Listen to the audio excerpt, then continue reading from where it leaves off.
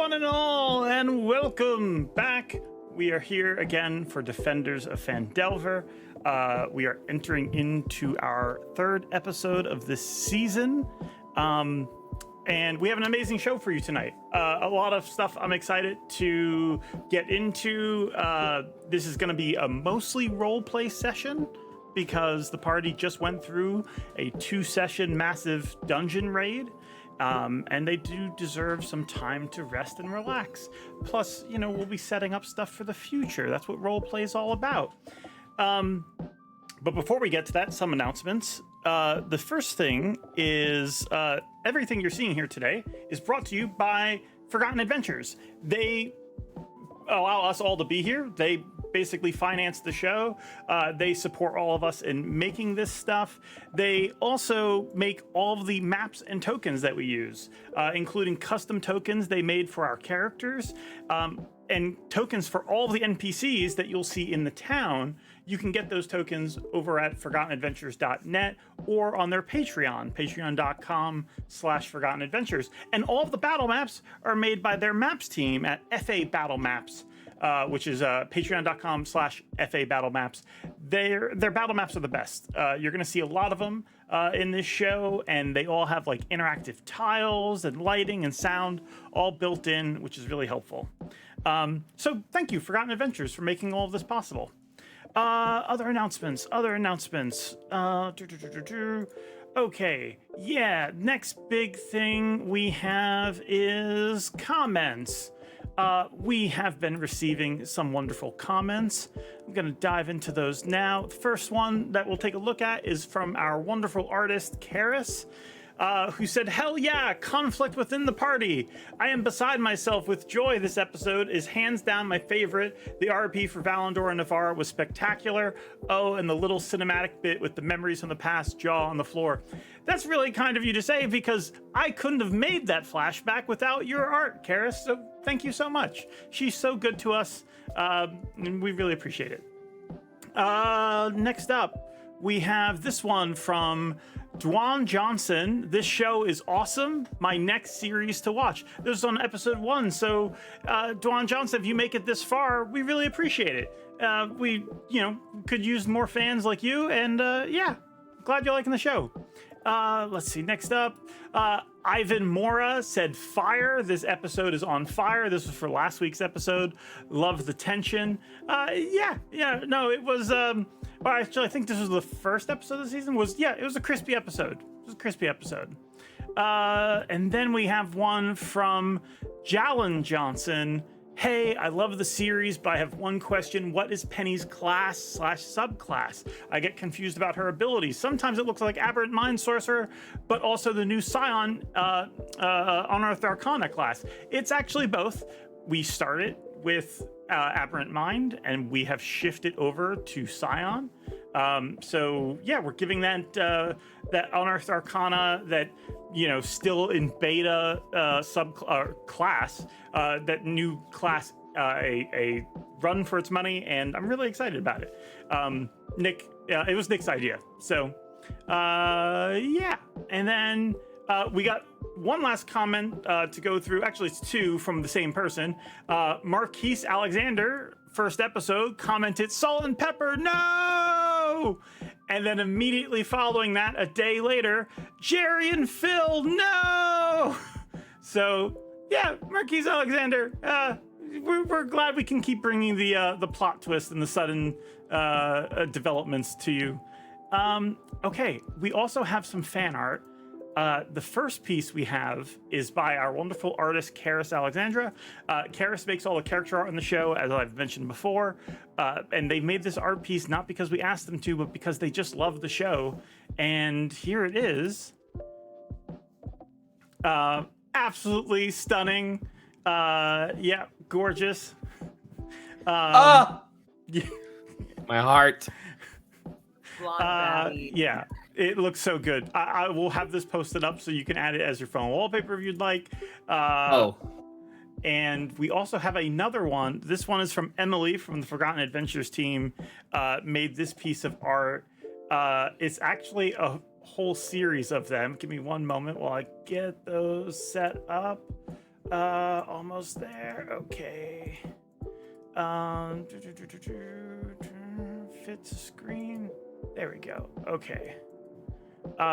The first one is from Emily. Damn. Yeah, very cute.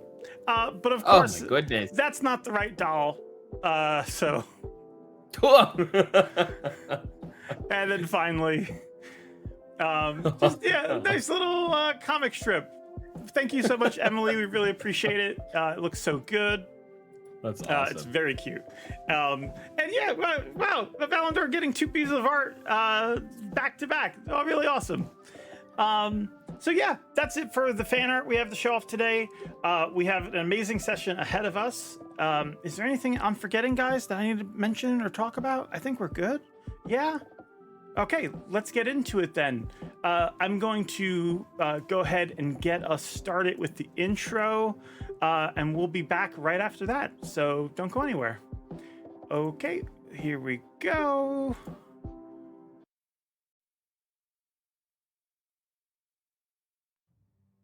Content warning. This series has themes of body horror, self-harm, trauma, pyrophobia, psychosis, insanity, violence, gore, and death. Due to the actual play nature of the show, such themes may appear without warning. Please use discretion when watching live, and find trigger warnings in the video descriptions. All players consented to these themes prior to the campaign start, and post-game check-ins are done every session. Please consider using safety tools if you play with these themes at home. Thank you, and enjoy.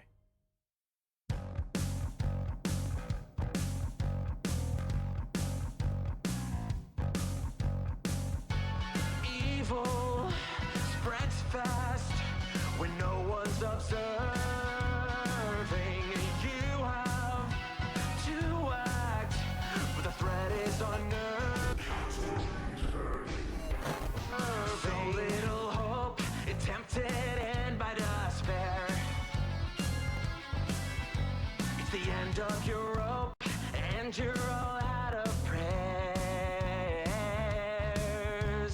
That's when we need refuse all surrender. Refuse when the world needs. We have to defend her. Defend. We have to defend her.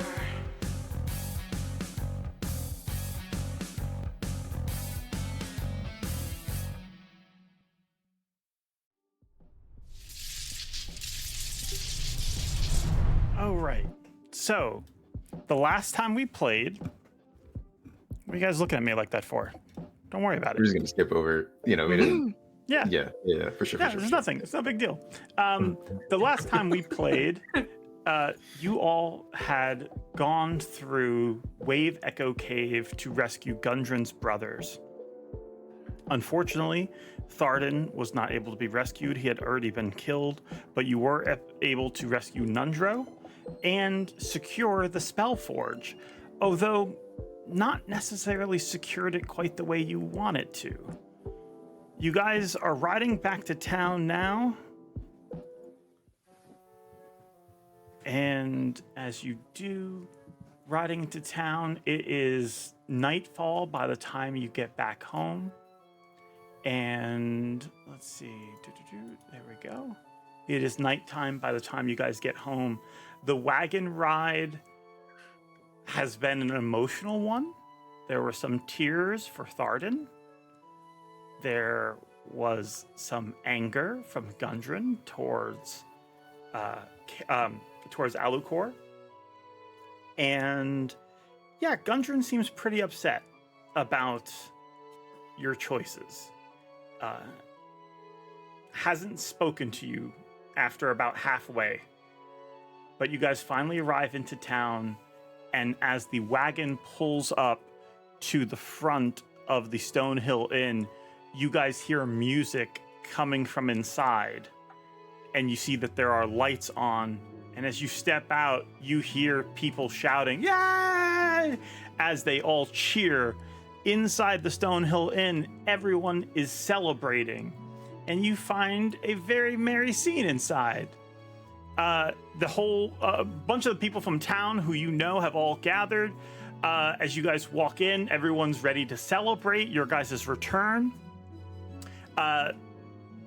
This comes a bit of a surprise to you guys. This wasn't something you all planned, but Gundren speaks up. I gave some money to Stonehill before we left. Was more optimistic about how we'd return, but I'd say we do deserve a celebration, don't you think? That was very kind of you, Gundren. Thank you. Yeah, of course. Drink sounds nice. And you guys are free to relax and unwind. It's a tavern. People are celebrating. There's food and drink available if you'd like. What do you guys want to do? I'm getting a drink. I'm I'm getting a drink as well. Alcohol. I'm Okay. getting a drink. Leo's going straight to get a drink. By the way, you guys can all mark yourself as just long rested. There you go. No one's bloodied anymore. So Navarra and Leo are going to get a drink. What about Alucor, Valandor, and Penny? I would say Alu's very much downtrodden, but we'll walk over kind of slow to the counter to get a drink as well. Okay. I follow behind Leo. Yep, you follow behind Leo. And Valandor? More for the sheer amount of people in here, I would probably go find a table, if possible, and if not, I'd just kind of gather somewhere, or perhaps preference? we're all gonna gather. Ooh. Yeah, I kind of like the. I mean, if everybody's down, I kind of like the ones that are like tucked into like the little Yeah. spaces. Yeah. Sure. Nice. This is a booth conversation. Okay, That's yeah. exactly the one I wanted, George. Actually, Yeah. that one right there. The one with like Okay. cards and stuff on the table. Yeah. You sit down, passing by. There's a bard up on the raised sort of part of the front of the inn, playing music. You see there's several people you may recognize. If you want to approach any of them, you all can. You see Sildar come in, and he gets himself a seat as well. So yeah, what would you guys like to order? Just whatever's on tap? Can I get? Do they have cider? Yes, I believe so. Give me one moment. Because I Any have drinks, maybe? drinks and stuff now. Here we go. Cider. Do we have cider? I'm sure they have something like it. Just a mug of cider can look like something else. Yeah, they get you a mug of some cider. We'll say that this is actually this is cider from the orchard that is in town. So yeah, yeah, you get cider from the orchard. As you do, Elsa, the bartender. Oh, Leo, just the person I want to see. Oh, She gets dear. you. She's getting you your That's fucking cider. bad. You. I've been telling you all about her. This is my sister, Gwyn. Yes, And she gestures to the woman next to her, sitting at the bar. Oh. You see them. They look like. Yeah, you see them. They have like arcane tattoos on their arm. They have a book at the ready, and yeah, they look at you. Oh, hi, Leo. Right? Yes. Elsa's mentioned a lot about you.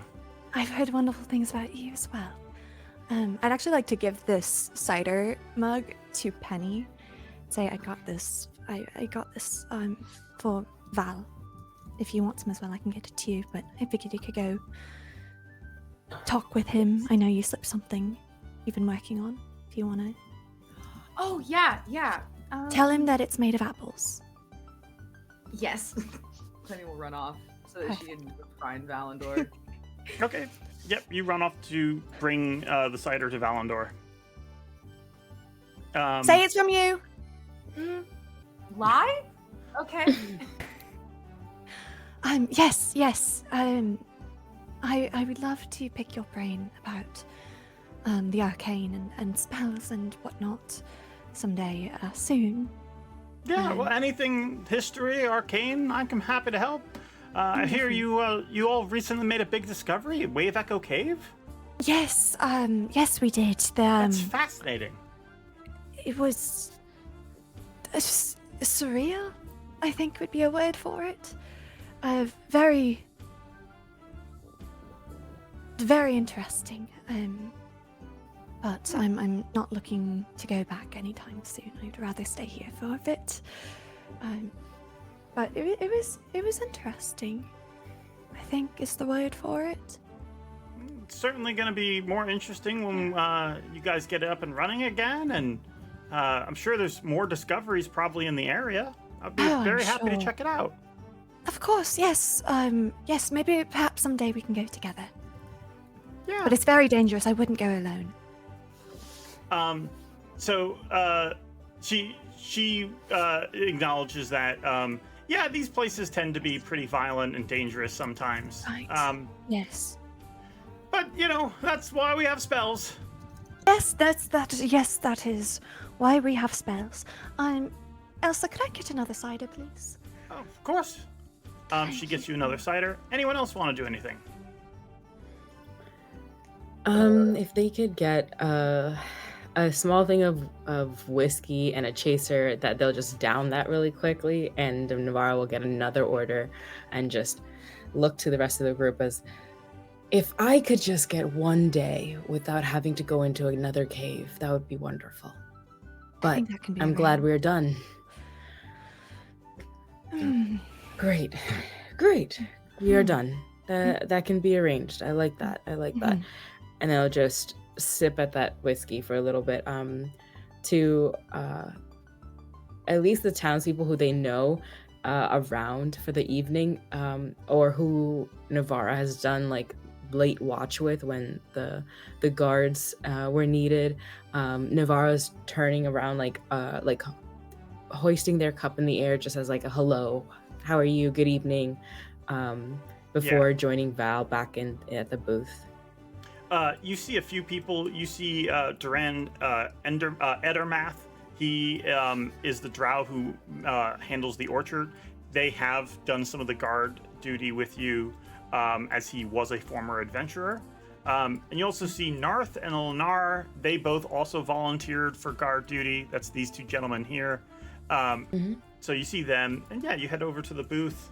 Yeah, they'll do that like zigzag path to like pat them on the back, see what they need, or like make a random joke of like, oh, you actually drinking this, Will? Okay, great, cool. And then like walk away and go sit down. Yeah. And actually, by the way, the drink tonight, they're serving Ithbank, Tetherian liquor.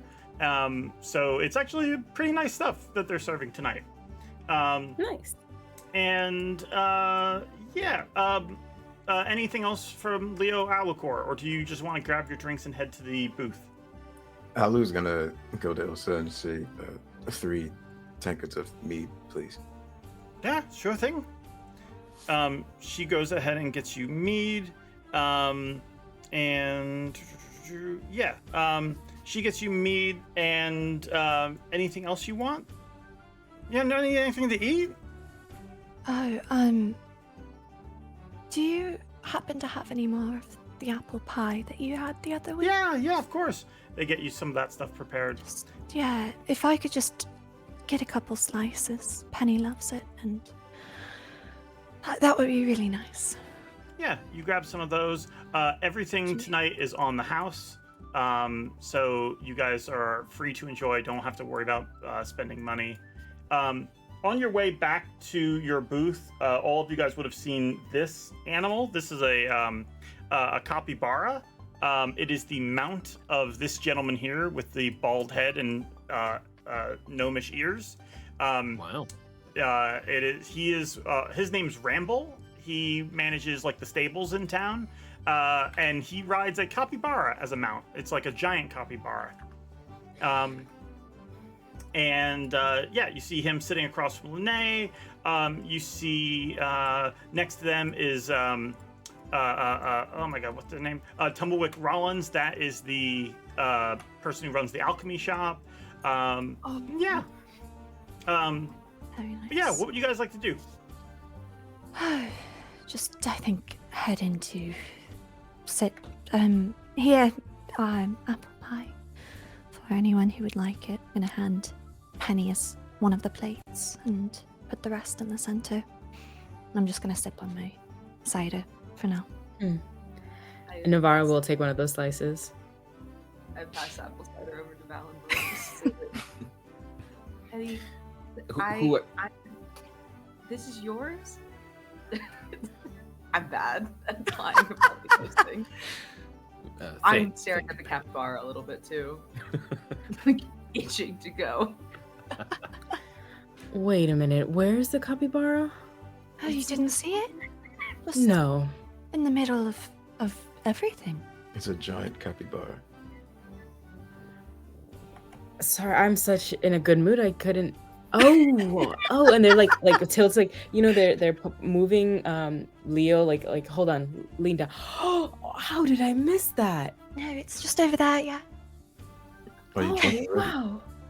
No, I went downwards to see a couple people I noticed, and then went back up to see the two guards over there, where like right behind Alu, and Navarro's pointing past like Leo, almost like when you're in a booth with friends and like pushing them like side to side, and then oh my god, that is actually a capybara inside the building.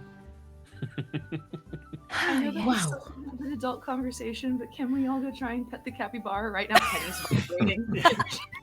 Penny, go, Penny, Go go, for Penny, it. go.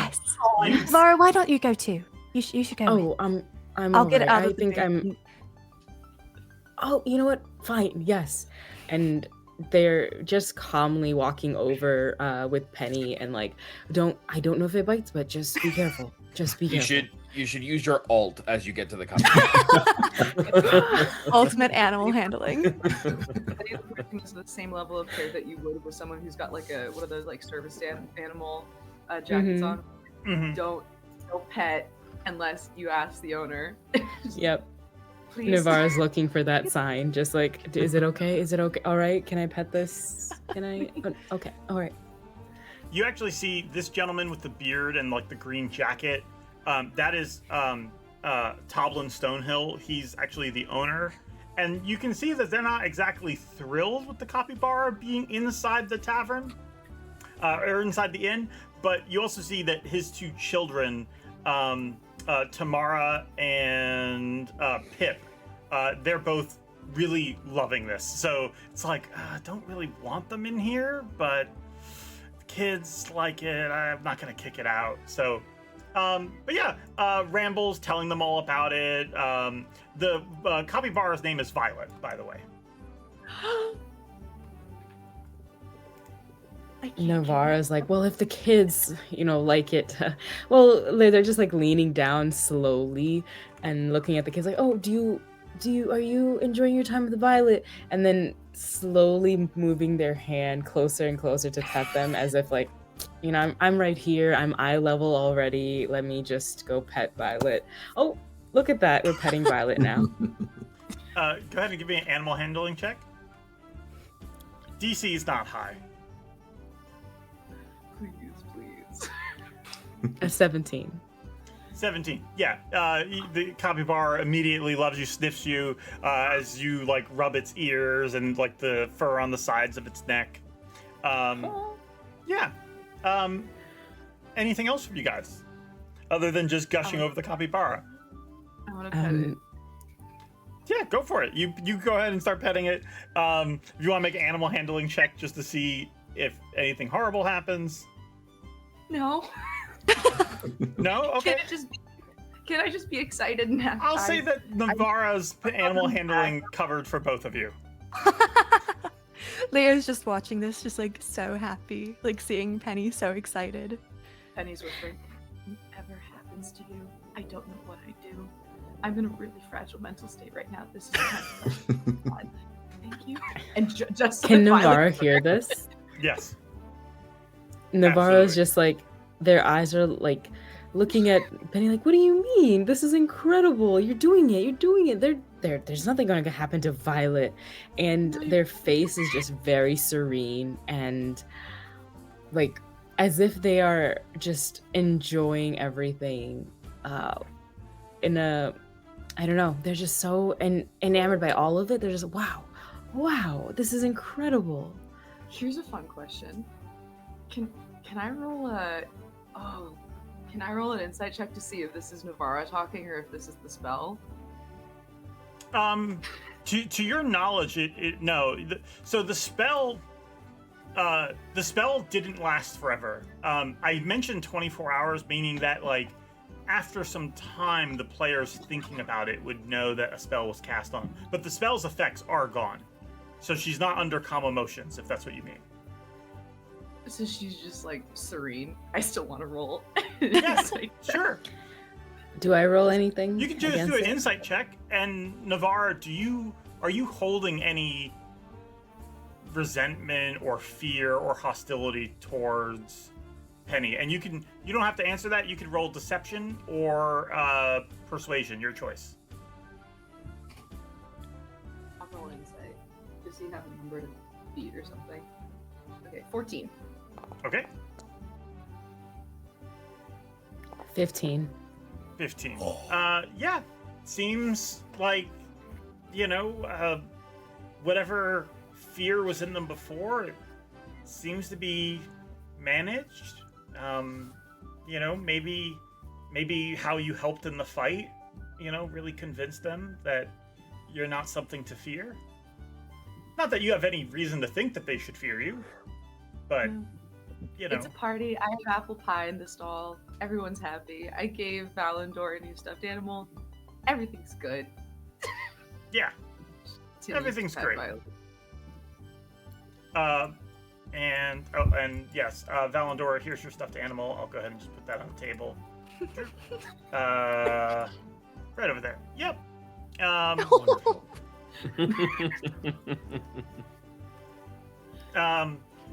The raccoon with way too many eyes. Yeah. By the way, Penny, just so you're aware, the other stuffed animals are done and ready. So you just need to tell me should you make any more. It's time. The plan is coming together. From showing affection to my fellow party members to like really get into effect. Do the rest of you guys, do you mingle at all tonight, or are you trying to talk with each other? What's up? I would like to talk to Sildar, specifically, I believe. Yeah, absolutely. You head over, you find Sildar. He's sitting across from the sort of the town master, Harbin Wester, who is fixated on the young man playing the lute up on the platform over here.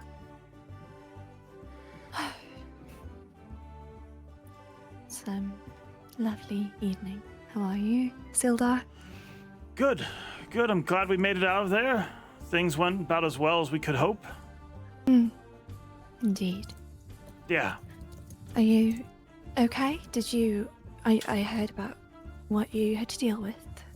Yeah, no, it was manageable. It sounded like you guys got the worst of it. It was something for sure, but no, we're all okay. Nothing to worry about. Just wanted to check in and see how you and Rashta and Nundro and Gundren are. Yeah, Everything. I think Rashta and Nundro went upstairs to get a room. Kind of. Good for them. Well, yeah, I think it's more just a trauma dump, probably. Not good as for exciting. them. Yeah, No, good for them. Good for them. Honestly, that's where my mind went. I don't know where yours did. Well, yeah, no, Yeah. Right. Yeah, right. Right. Right. Would you care Gundren for... left in a bit of a hurry, though. Yes, I did notice that. He dropped us all off, and now he's... Yeah. Did he mention where he went? I think he probably went back to his place, but You know, it's probably the stuff that they were arguing about in the wagon on the way here. Right. Yes, of course. Are- Well, You sure about that guy, by the way? Alu? Yeah, I know he's been helpful, but Gundren's not wrong. You know, devils, nothing good comes from them, you know? No, you're right. Nothing does come from them, really. That's good, but that devil No, did tons say- come from them. Nothing good. That's good. Yes, that's good. Right. Right, and yes, and it's just he has done a lot to help the town, and he's saved myself and Penny on more than one occasion. So I think I do trust him. It's just he's wrapped Right. up in a bit of a difficult situation where, if anything, I do believe that he's the victim. So it's Yeah. either that or he was smashed in by a bugbear. So he's a bit in a pickle, I guess. But I don't know. I don't know a lot. It was this Right or now. smashed in by a bugbear? Oh, it was nasty. It was really, really, really bad. When did that happen? When we were looking for you this was when he saved your life too. Right. You see, like, sort of Sildar's heart sinks a little bit, realizing that, you know, he was obviously being a little bit judgmental and urging caution, but now realizing that it's sort of because of him that they may have ended up in this situation. Really, I didn't my know. fault. Sorry. I didn't think. I've had a cider and I'm on an empty stomach and I'm really struggling right now. It's all my fault, really. I did recruit them to go look for you and Gundren, and yeah, I know, but that didn't matter. It was That's all the his thing about fault. It's really all adventuring. his fault. But anyways, that's right. Yeah. It's not your fault. It's not your fault, and it's not his fault, and you haven't. I don't know what I'm saying, but I think I do trust him, and that, yes. Well, Yes. look, you said he's the victim in this. If he needs help getting out of it, if there's anything I can do, just let me know in the future, okay? I appreciate that. Thank you.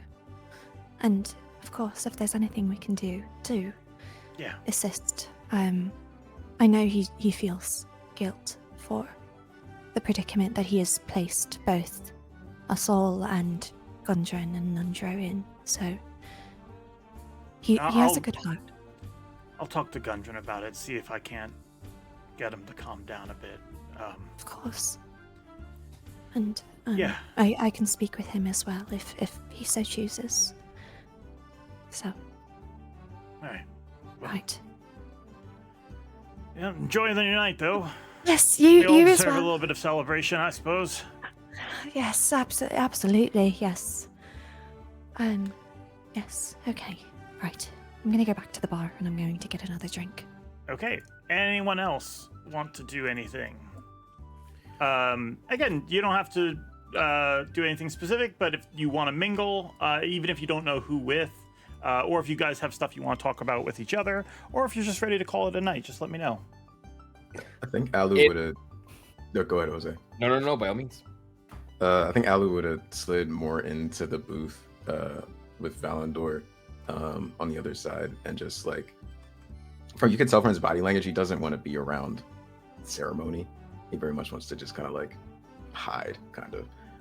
So we'll take those 3 tankards of mead, and he's just like almost methodically, like one down, clank, clank. Great celebrations to Valandor. Sure. If we're here to celebrate, then let us celebrate, I guess. I do want to thank you, friend, for the courage and at least the focus that you showed down there. I seem to have let time get the better of me. I was deeply afraid for some reason, but yet we pushed through and we came out on top. And I don't know. I'm thankful. I didn't realize how much time had changed me. And it was just another dark place. So to you, to everyone, to winning. Does it have to be so loud in here? It's so loud. It's so loud. And I feel like the booth just kind of like makes everything like a little funnel, and it I feels thought it would like all the cancel sound. out the noise. It doesn't. Is it cancel rude out. if I ask the bar to lower? No, it's a communal. Maybe experience. if you did more instrumentals and less lyrics, if we could just Yes. maybe a lute, perhaps something. I don't know. It's something Yes. soft. This is Yes. I'm getting a headache.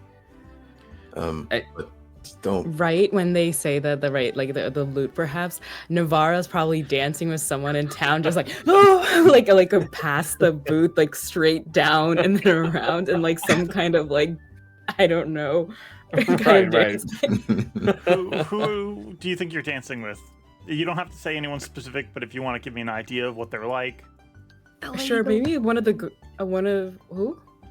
The hot lady that runs the store. Yes, Oh! that's- The general store lady. Yeah, get those discounts. Those The- discounts. which store? Which lady? The general store. The mining. I think the mining. Mhm. Okay, hold on. Finance Um, guild or whatever. I need The one I need, who was interested in Navarra and Alu and Val. Lene. Okay. Lene, yeah. Lene. Yeah, Stack those discounts. It's like the dance is like so it's like Yeah. big stomping and just really fast waltzing kind of like moves like really around and around, and even like when they see them in the booth they're just like ah, like anytime the Yeah. music goes up. You have made Lene's day, as they're having a blast playing with you. Penny, at some point, if you are watching this, Harbin Wester gestures to the person playing. That's my my nephew, Dareth. Oh, hello. I wave. The guy playing, he just like sort of nods his head. His hands are busy, obviously making music. He's available. Oh, I don't. Thank you. Are you trying to give your nephew? No, I don't. I was just yeah, no, it's fine. Immediately he backs out of whatever he was attempting. Okay. I gotta go. I run back to the booth. I think I was offered a person. You run back to the booth saying that while you watch Navarra and Lene dancing out in the middle of the in the bar. Anyone else? What do you when you say offered a person? You mean what The- exactly? The boy on stage is the nephew of the man who runs the town, and he said that he's available, but I don't really know Oh. for what. Oh. So maybe he can come with us. He has good music. He can write us a song. You know. Maybe we could just tell him about our tales and let him do What's the rest. going on? Yeah. Maybe Well, just we might have a bard. That's of course. Oh, no. He's been playing lovely. What about him? Oh, his uncle offered him to me if I wanted to. If we wanted him, it's in the party. I don't know. You guys don't really seem to enjoy his music, though. Maybe I can ask. him. No, he's No. he's very No, no. talented. No. I think 5 is a great number, and that's it. I think I'm just don't speak to Harbin for like the next week, okay? Just stay away from him. Do me a favor, please. Okay. Don't. Okay. We're good. He's wonderful though. Like enjoy the music. That's it. Don't Just enjoy the music while not looking at the stage, okay? Great. Yes. Good Okay. advice. Yes. Leo. Music Enjoy is to the be heard, music not while seen. not looking at the stage. Yes. Everyone. We can listen Can I to the watch- music. can I We're not watch going to Navarra look then? at the music. What? Can I watch Navarra then? 'Cause if I Yes, can't- yes, you can watch Navarra. Yes, absolutely. Out again. Just starts clapping with whatever Navarra's doing. Yeah. While you guys are at your table, Tumblewick Rollins comes over. Hey, you guys know him. He runs Hooked on Tonics. Hey, I just wanted to thank you all for dealing with the red brands, and I heard you helped Gundren out, so that was really great of you. I just want to, if you guys have time to stop by my shop some point, I can give you a couple of items, help you out a little bit, and as a thank you, maybe. I'd love that. Thank you. Yeah. Of course. Thank you. Thank you. Yes. She's by the way is a lot more cheerful than the first time I met her. And points to Navarra. She's definitely come out of her shell a bit. Yeah, indeed. I think last time I thought she was a red cloak. She didn't And- understand that. It's not your fault, not hers. She has She a doesn't have a very- red cloak on today. She has like a very intimidating aura, you know? Yeah, frightening. Like, man, It's really a lot of love, really, is all it is. It's she's just deadly. she cares very deeply for her beliefs and the people she cares about, of course. Yeah. That's right. I'm going to take another drink. Well, I'm glad. It's great to see her with Lene. Lene seems to be loving it, and definitely made me reevaluate, who they are as a person. But hey, again, thank you all so much. I'll see you at the shop sometime. Yes, but looking forward to it. Have a good night. Yeah, you too. He heads back to his table. Anything else? No, I don't know about you all, but I'm beat. Yeah, understood. I think I will take like a glance at Navi like dancing around, and Leo and Valandor will probably see this. It's like a very slight smile. They'll look to the rest of you. It's good to see her in good spirits. It is. Yeah, it's Don't know how she's Refreshing. doing it. Feel like it's a lot of faking it right now. It's really nice to see. How is Aren't Navarra more. doing it? Navarra? Yeah. Let's see. They had 2 whiskey shots, Okay. a got it. chaser. Yeah. Okay, I got it. All right. Okay. I get it. that's how they're doing it. That'll do That's it. the Smooth and with secret. style. Right. The music's pumping. It's my jam. It must be. How did they know my song? this Tavern beat, Tales this number loop- 3, let's go. Bumping. Is this a new remix? Shit. Oh, this is the remix version? This is Oh a my read from the goodness. Sword Coast. Let's go. From Kendrick Lamar. He's That- been yeah. releasing some new shit lately. This is Oh the new my album. God. I think The new album. for sure with the amount of time they've spent in town on guard, they feel a little bit more as part of something again. So whatever inside jokes they have, they're like going to the, maybe they like fell asleep, or like one of them fell asleep during one of the guard duties, and Navarra had to like nudge them awake or something. So they're just like they're enjoying the livelihood of it, like the ambiance of being part of a group again, and like having some sort of like place to kind of be, because we've returned to Phandalin like so many times, and so people picking up her name, Yeah. Lene, yeah, so they're enjoying the drink and enjoying the company, and a few times they'll go back to the group and sit down, just okay, what are we doing, another apple pie? Yeah, of course, did yes. you eat What? what did you eat Oh, I'm like okay. food? No, I'm fine. Okay. Good. Did you eat, all of you? And then seeing Val and Alu quiet, just Sorry, Dan Kendrick Lamar. That's so good. Hard. New shit. Great cover. What? I don't know what happened at the He's in a table fight with- here. he's in a fight with Drake Yeah, that no. dropped Talking the other about the Bard remixes. Oh, okay, got it. Kendrick Lamar. Yeah.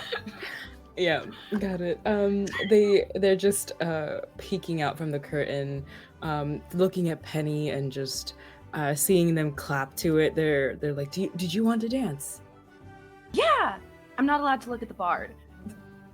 But I can watch Oh. you. Let's go. If we're spinning, we don't need to look at the bard at all. So they just join in.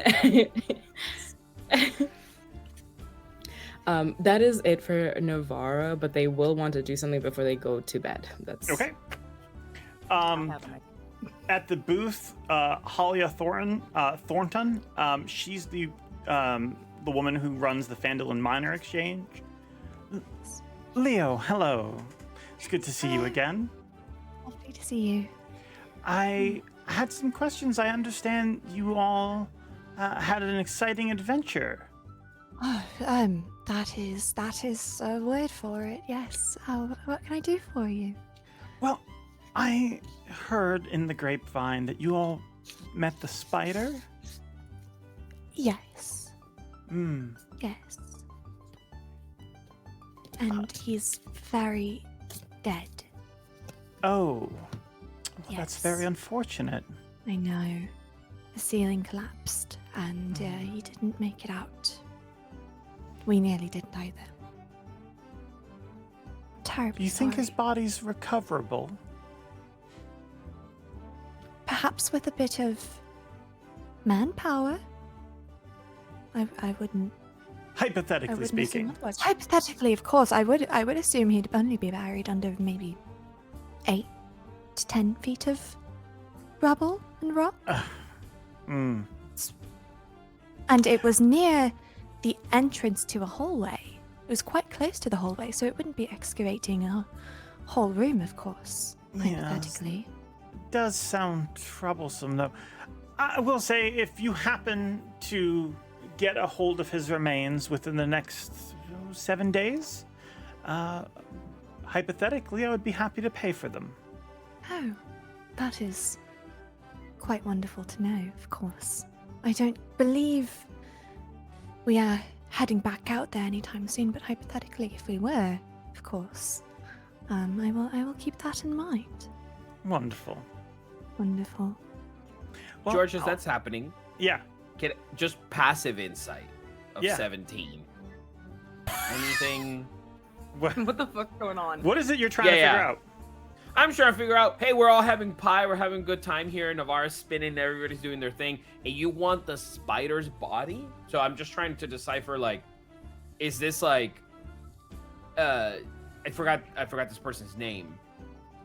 The other thing is, with your passive insight, I'll say this. Her name's Halia. She runs the Halia. Phandalin Minor Exchange. She's Right. the one who helped you all get smoke powder in order to raid the manor where the Red Brands were hiding.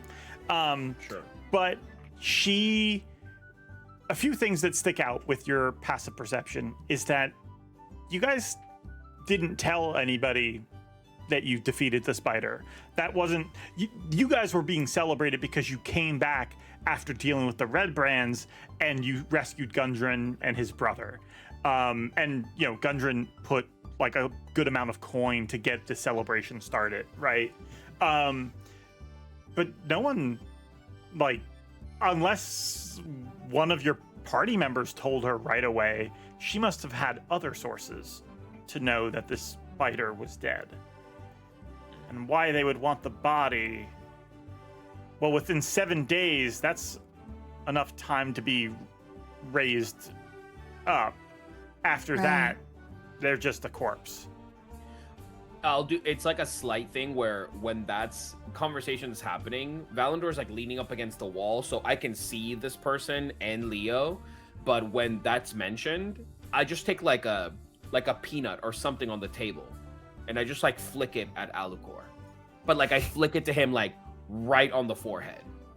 So it's like it seems playful, but it's very much like I need you to pay fucking attention right now, and not that you're not, just more like listen to what's happening. And then I'll just make a note. As that like smacks him in the head, I was just like, and like we'll see Valandor's face and then turn to the lady, but we'll kind of lean back and then have his tankard and just start sipping the meat instead. Yeah. Yes, of course. Absolutely, we'll do our best. Keep it in mind. Wonderful. Well, enjoy the rest of your evening. It was great seeing you all, and really happy to hear how things went. Thank you. Thank you so much. I appreciate it. I'm sure we'll see you soon, and there's a couple things that I would like to pawn off to you. Wonderful. That we've picked up, so I'm sure I will see you soon. She's actually the person who, I know you guys added the gold for the emerald. She's the person you would have traded that to get your money. So, great. Anything anyone else wants to do? As she walks away from Leo, I just then I turn around and I begin to kind of snack on something at the table, and then I say to the table, "We never mentioned anything about taking care of the spider. Did you catch that?" No, we didn't. Right. Did we? She wouldn't have told. Gundren wouldn't have told her. Did we tell Gundren? We told Gundren. It just But seems like Gundren went straight home. it just seems like information got around quickly, and the sudden interest on a body raises concern. Right. See, within specific amount of time frame. Of course. We'll have to take a note of that. If we happen to engage with her or go and barter or trade, we will perhaps inquire more. Well, I have the gems from everything, so if anyone would like to go with me, I need to go sell those. Because I don't want to keep the thing that almost killed us. So I'd like for us to all get our value out of it. So if you'd care to come with, I'm going to go tomorrow morning. Sure. That sounds it sounds wonderful. Also allows us to get perhaps a better feel for this person.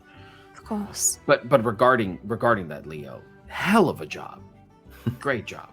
I don't believe it. I don't believe it. And was. it's just I really, like cuts and bruises. And I really everything don't believe back it at you. was. I nearly killed us all. I don't think there was anything good about that. I'm going to take another drink of my drink now.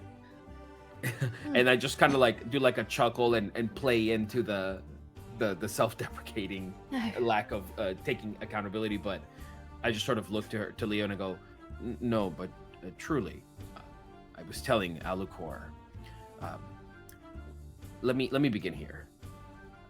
I appreciate what you guys were there to do. I appreciate how we conducted ourselves and how we handled it. I think I was more scared about a memory than I was about anything else. And sure enough, with your help and Alucor, Penny, Navarra, we were able to get through that. And I'm thankful. And I never meant for anything regarding Penny to come off as, I don't know, hostile or perhaps untrustworthy. I have no reason but to trust you all. But Penny's origin here does raise some concern, as well as the lack of memory that escapes me of that place. Simple visions and images only come to me, but I am thankful. And there is nothing on my end, at least that I'm willing to share now, that I don't feel like disclosing. I just want to say that there's a trust that has been built there, and I appreciate it. And then I just kind of lean into Leo, but enough that Alucor can hear. And I go, my name was Thalion before the change. Thalion? Yeah, I was led into the Underdark after being born there. It's kind of a long, complex, unneeded story, but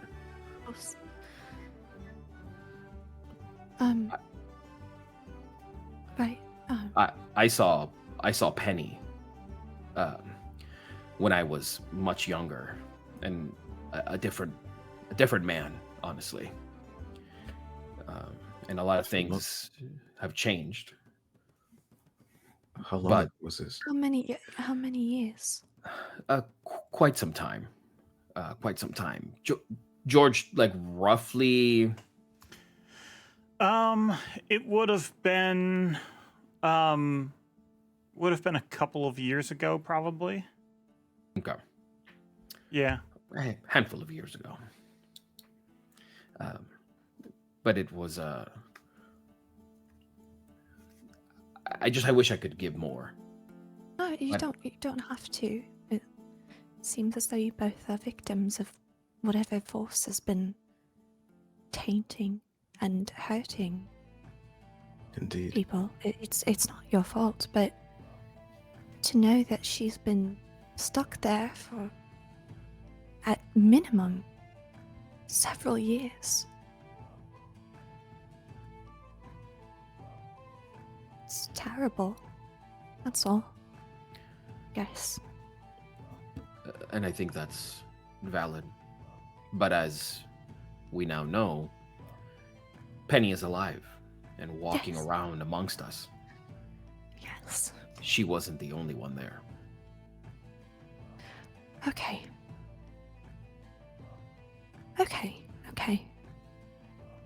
So we So, must be vigilant.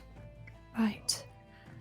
As I'm sure you know, and perhaps maybe conversations you've had with Penny, but now what I fear is that there are others that perhaps could be trying to, I don't know, collect Penny or find similarities between her and others. There is I don't want to call it a connection, but there has to be something that links them all together. And Penny, and I just kind of like look over and I see Penny dancing, Navarra and doing their thing.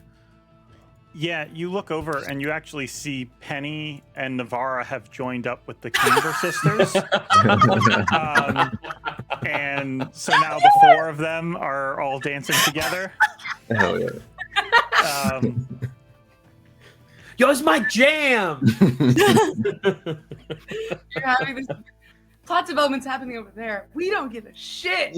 No, we're like the girls at the club where we have like the circle formed. Yes. This is the circle and everything is here right now. We don't know what's happening there. This is here. Everything is here. Yeah. But yeah, you guys, going back to the serious conversation happening over here. But I like to think that you guys are dancing exactly like that. Like you're just swaying in I a love circle. it so much. Leah, come join. Oh no, I don't dance. I don't dance. It's okay. You're doing Be wonderful. back into it. Doesn't Yep. has not heard the Your left feet, right? And then I'll look to Alucor, as he mentioned earlier that, as Carrie mentioned earlier, that he was kind of like, a little bit of a smile, but clearly drinking a bit.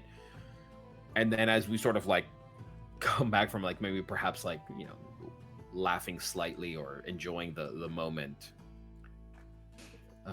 What about you, friend? What plagues your mind? You haven't let go of that tankard. I was kind of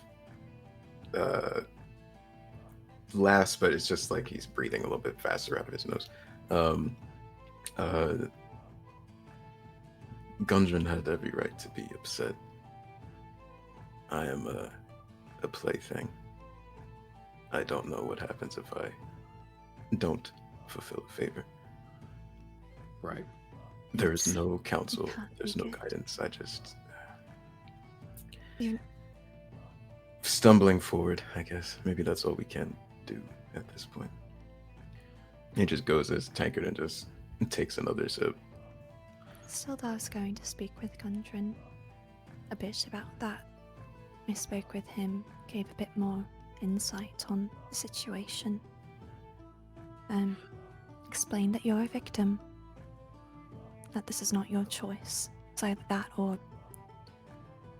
you died to the hands of a bugbear. Right. Anyone would make the same choice in your position. So, and he recognizes that. I feel a form of respect and, a bit of distance from Gundren. I don't know this man as well as perhaps now I know all of you, but I'll tell you this, friend. Gundren has the privilege to walk and breathe, and perhaps there are things plaguing his mind and things that keep him up at night. But Gundren was not where you were when the deal was made. As Penny said, you died. This is now your second chance. And it is unfortunate. There is some care that we must take as we journey forth. And I'm pretty sure you know this better than anybody. But this is your life now. You must now walk this path. As perhaps I did. Perhaps this is me after I'm dead. This is just my second chance. And if it's worth anything, the only reason that you were there in the first place was because I asked you to come. So, if anything, it's my fault. It's not yours. It's not Gundren's. It's not Sildar's. It's not anyone else's. I dragged you along. So you can be mad at me. I don't care. I could not be mad at you, Leo. I appreciate both of your words. I'll turn first to Leo. I appreciate you talking to Sildar and telling her of a situation. I'm quite tired of being a victim, I think. I'm gonna get some air, but I appreciate you both. And if you need me, he'll cast Call Familiar. He'll bring Alfred and just have him perked up on the chair. He'll grab his tankard, down it, put it down, and then he's just gonna go outside. And probably try to find like a spot on the outskirts of town to ruminate before going to sleep.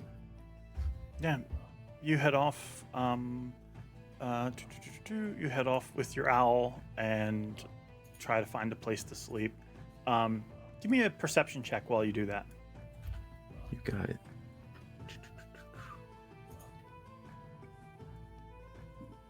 A 24. Damn. Ooh. You notice riding into town late at night is a wagon that is very elvish in design. Curious. Do I see? Can I do like insight to see any sort of like insignia of like a faction, or it's just sort of okay? You give me what was your perception check again? 24. 24. Yeah, that's high enough. You see this wagon approaching, and you think to yourself for a moment, that's just like the kind we had back at home. That's just like the kind we had back at home. Oh, hells. He'll watch the wagon to see. Is it still moving? Yeah, it's actually coming to a stop, like in the middle, in like the middle of town, and they're likely probably going to pull into the inn and stop there for the night, assuming these people traveled pretty far to be arriving late at night. I think he'll, as he's like walking out of the inn, will slow his movement and just gonna keep an eye on the carriage and see who comes out. Are you trying to be stealthy about this, or are you trying to just be casual? Yeah, just casual. I don't think he's trying to hide necessarily, but just more so like, who is this? Okay, give me one moment. I need to roll one bit of dice. Okay. I'll say to That's gonna Leo, be- as that's happening, George. Yeah. like I'll sort of like Alucor leaves, and then I'll get up to get a drink, and then I'll just with like a smirk on my face, I'll go, you know, this whole you leading us down dangerous paths and putting us in tremendous danger, it cannot continue. I hope you know this. I'll do my best, of course, but it is my job to explore the dangers in ruins below, so you never have to come along. I There's just always kind of something fun to be found. I look at Leo and I go, right. Then don't be too hard on yourself. This is exactly what you're meant to do. Would you care for a drink? Please, thank you. Wonderful. And then I just kind of like then stop and I go, what drink? What? I don't think I know. What? Anything in particular? Like I'm just kind of like now fumbling. Like you know, water, orange juice. I'll do no. a cider, please. A cider. Cider would be great. Thank you. Wonderful. And then I like head on over there.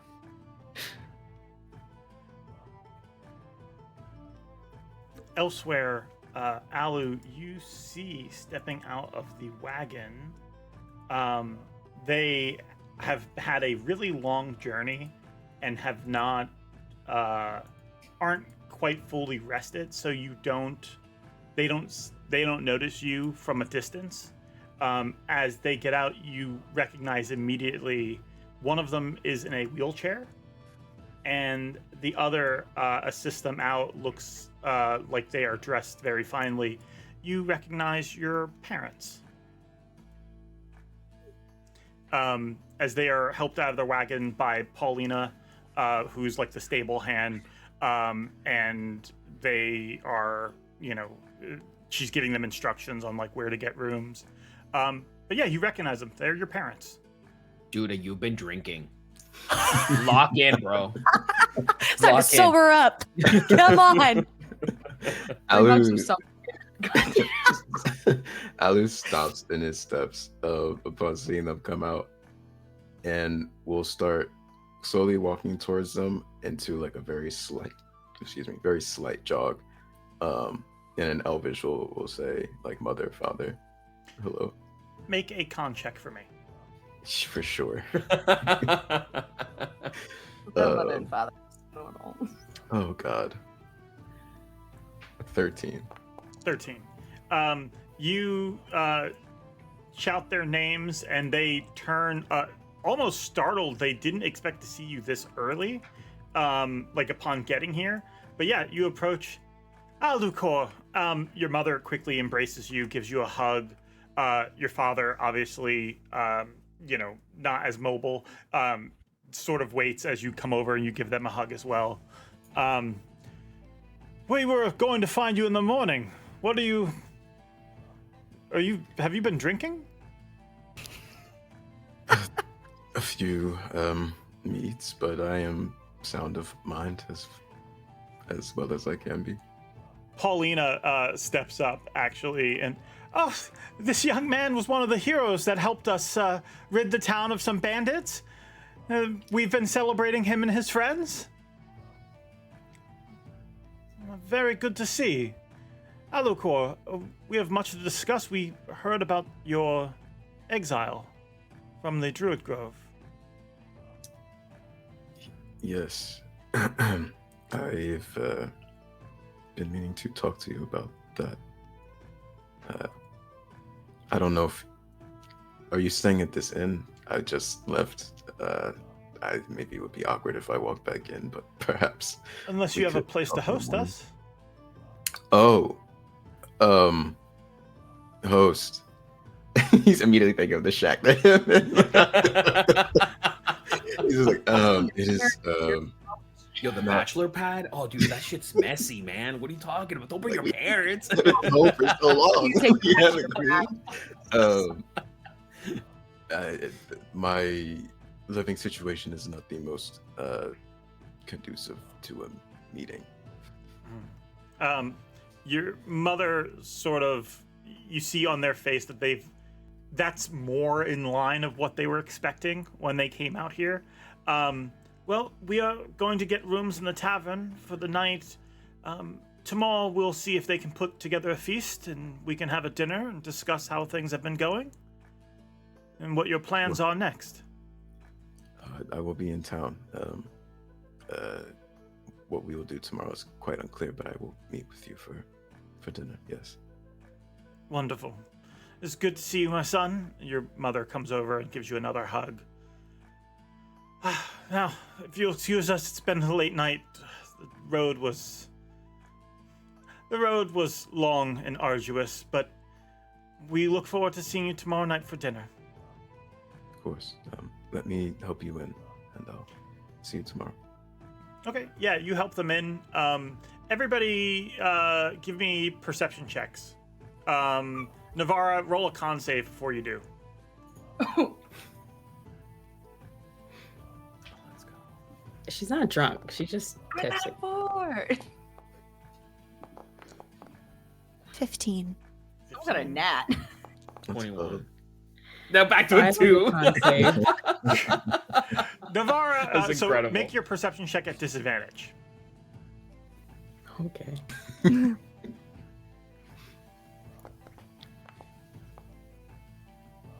15. Okay, very good. You're dancing, but you managed to notice it. Penny, you have no idea that this is happening. You guys all, the rest of you, let me just double check. Yeah, the rest of you all clock Alu coming in with 2 elves. They actually also have a coach driver who is coming in as well, but Alu's helping them with their bags and things like that. And it does not take much to notice the like family familiar the similarity between them. They're as they walk in, and you think at least one of them might be Alu's parents.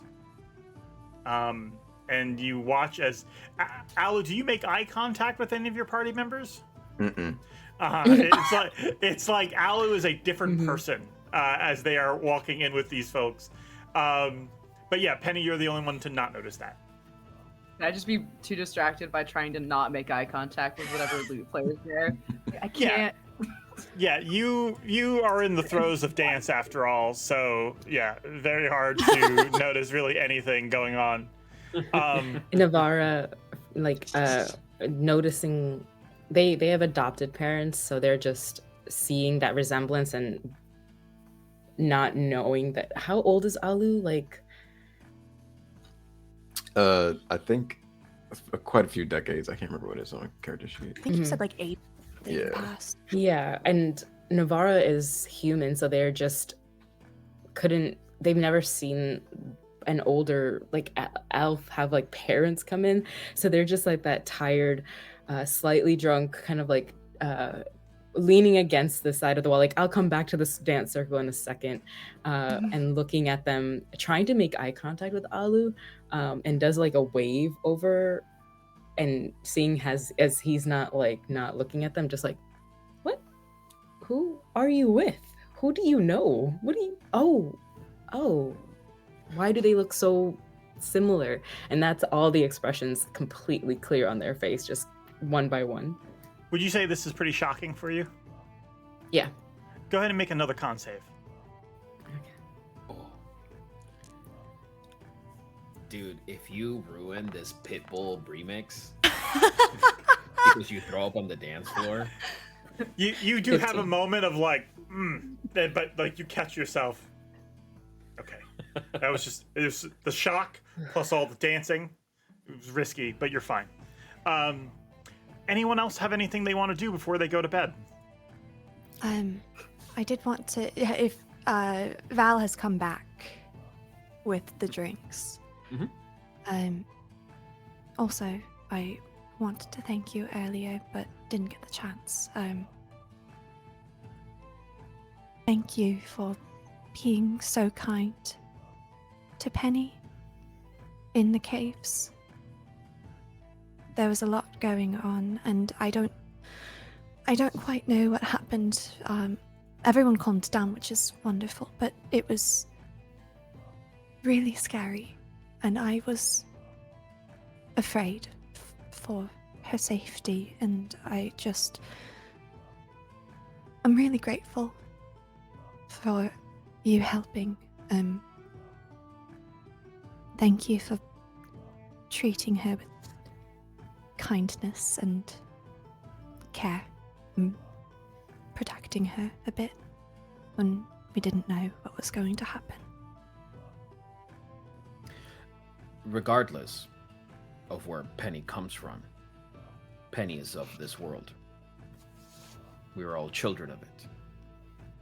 And in the darkest pits of the Underdark to the brightest, most holiest of cities, she will always be cared for, respected, and taken care of. It's the least I can do. Thank She you. deserves the bare minimum. Thank you. Have you ever been, and I do watch this, Val all of a sudden kind of like, have you ever been to the caves of Androzani, the Dark Tower? And I'm just sort of like now like trying to like Have I? putting up all these things out there. Have I ever been to the caves of No. the Dark Towers? No, and I don't believe I've gone too far into the Underdark. I stick to caves that are close to the surface. I'm particularly interested in tombs and the like. It's anything really from the 10th century is just fascinating. The time of gnomes and dwarves. It's really, really incredible. And the architecture is it's phenomenal. And someday I'll take everyone to one of the other tombs that I've been to. It's really, really incredible. You'll really enjoy it. But until then, no, I have not. Is that the question? That was the question. Yes. Right. Yeah, it's kind of like a constant conversation of like picking and pulling, like, oh, what's this? Why caves? Random things, but Of course. definitely taking notice of Alucor and his parents walking in. Yes, I am as well. As you are talking and you start, rambling on about tombs and things like that, Gwyn Orasong, stuff like, did I hear someone say tombs? And you guys Hello, immediately start going into it.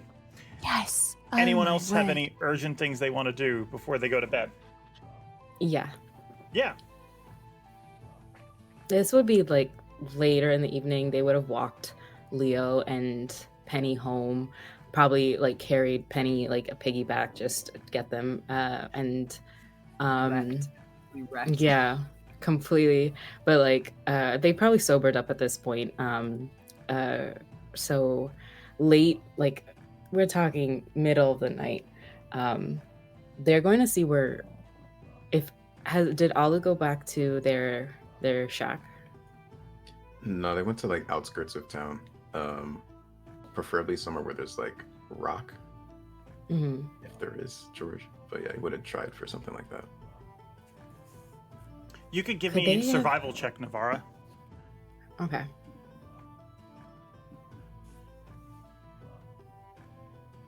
15? Yeah, you think he, based on like looking at tracks, you don't think he headed back to the shack. You only see one pair of footprints of Valandor heading that way. But you think he's probably somewhere on the outskirts of town if you want to find him. Yeah, she will. And she's using that time to walk, to go from this face of pure joy. She's like, ah, my goodness.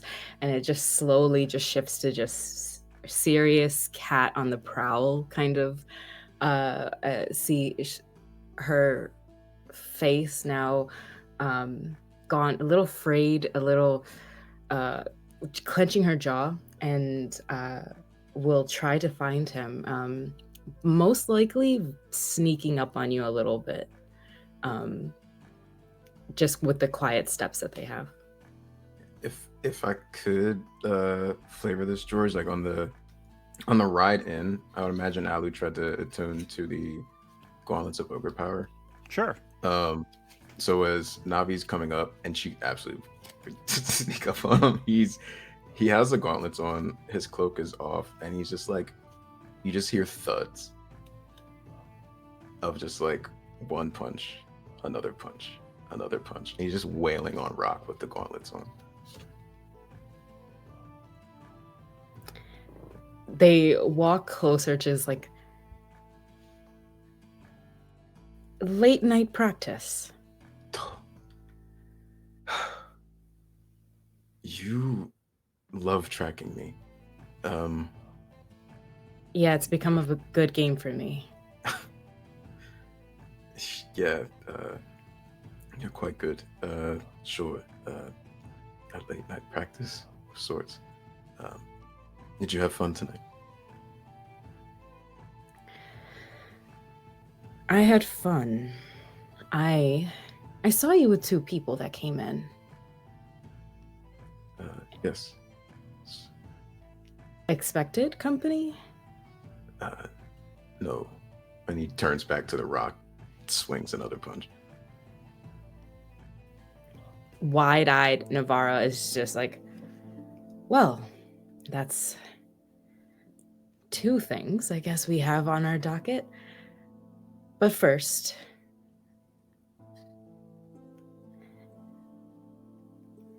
you are aware that Penny, or not Penny, I think it's Penny, but something happened where we were all suddenly just fine with everything.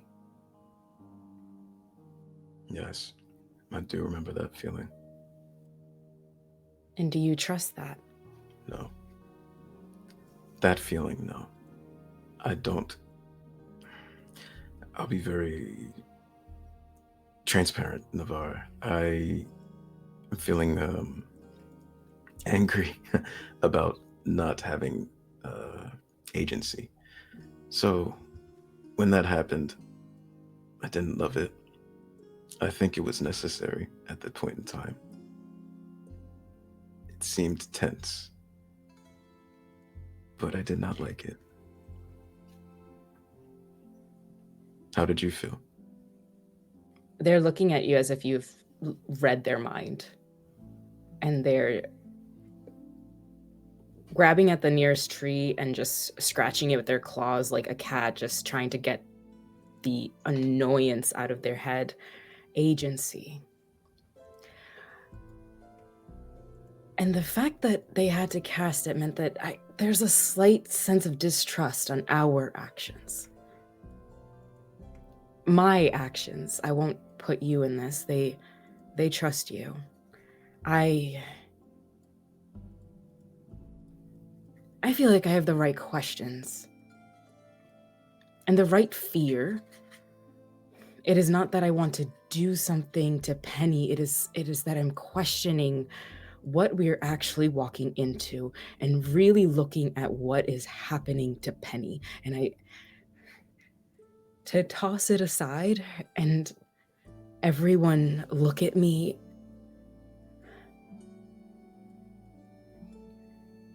and then they'll go near the rock, seeing where it's like broken down, seeing the gloves that you're wearing. They're just, I feel shattered. I have too many questions and nothing feels safe anymore, Alu. It feels on the precipice of something that I cannot control, that I cannot understand. And I'm standing there at the grove again and the fire is burning and I cannot do anything. Alu's kind of like drops his arms to his side. He's like looking down, and this Navi is saying this. He's like nodding his head. He'll close his eyes for a moment. It's vexing, right? We leave one situation and it feels like we're right back in it. Like we're just pawns. I don't like it. I don't like it at all. And I wish no harm to Penny. I wished no harm to the grove when I burned it. I don't want to see her or the people of Phandalin suffer. We don't know what this will do, like you said. We are lost. He just kind of looks back at Phandalin, just maybe seeing some lights. I don't know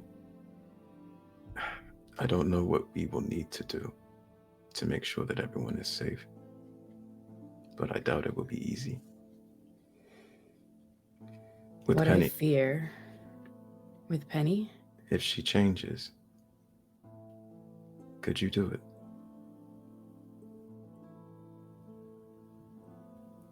What I fear is that I will do the same as she had done, as I assume she did. I don't know for certain that she will do what she did. I will do as it is necessary. And that is what I fear, that some course of action will happen, will have to happen. And I will have to be the one to hold the sword. We are faced with impossible choices. And we will never know which answer is right. But the difference is action and inaction. That's all Agreed. we have. Speaking of action, you promised me something. I did. Do you still want to do it? Yes, I do. Okay. And I trust you most of all. You sure you don't want to have Leo help with this as well?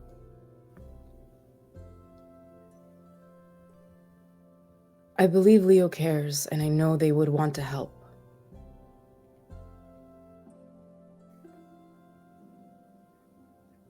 But I can't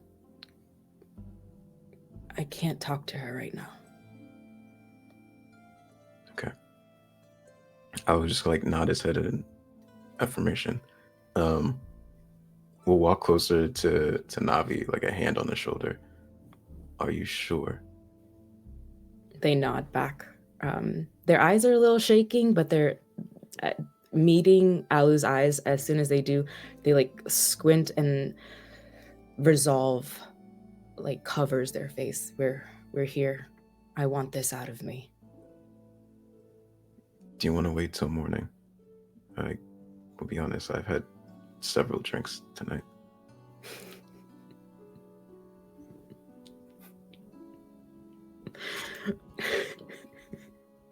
Navi is just like, so have I.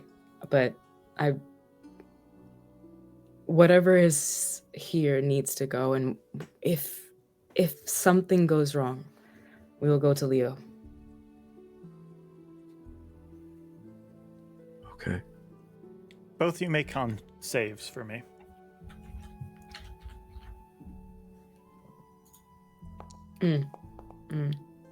16 for me. 6 for Navarra. Sounds Okay. right. You... Navarra, it probably helps that you failed your con save. Alucor, it helps that you succeeded yours. How are you attempting to do this?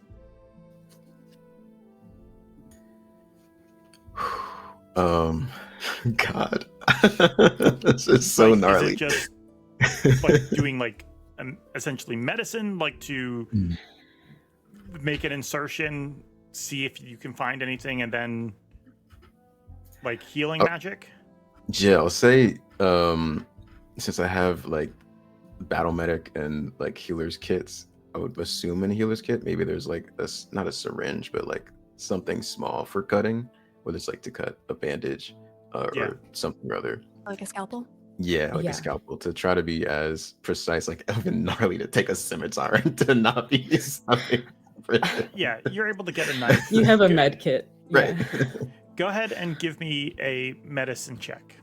Okay. Could I give a help, like, since they've survived outside for a while, like with advice or on how to do quick surgeries or things like outside for... Let's see how they do first. Got it. Super valid. Okay, that's a 21. Oh! You make an incision and using some of your healing magic, you're able to sort of like stem from there being like excessive blood flow. And as you see inside, you can do medicine or you can do perception. I'm gonna do. Actually, they're the same for me. So I'm gonna do medicine. Okay, give me another medicine check then. Ooh, that's an 11. You examining in the wound, you don't see anything abnormal. You don't see any fingers or anything like that, but you do notice that it starts to heal up faster than your healing magic would have. The wound is healing. What are you talking about? It's healing. You are healing. From what? What is it? What is healing? You're what are you talking? What? And Navi's face is just like, what are the words that are coming out of your mouth right now? Like that's their face. Like, can Alu do like some kind of kind of rack his brain for any kind of healing magic he may have heard of that might be similar to this? Yeah, you've seen, for example, trolls heal like this. Trolls' healing is so good that should a troll get beheaded, they'll grow a new body. And they can heal fast. You seeing this, I would say this. You think you could possibly see deeper? You could possibly get a better idea of what you're dealing with, but you would have to do more damage to Navarra to make that happen, which means there would be a heavy risk involved. You essentially need to do enough damage that the healing doesn't have time to lock you out for you to make a thorough investigation. stop. This is Wolverine stuff. Okay. Yeah. Alu's heart, like Alu's gonna feel a pit in his stomach. And he's just kind of like has his hands out like this. Navi. I've only seen trolls heal like this. I would have to cut. Are you sure you want to do this? With their con save, the first thing they're thinking is like, okay, calling me a troll, wonderful. Two,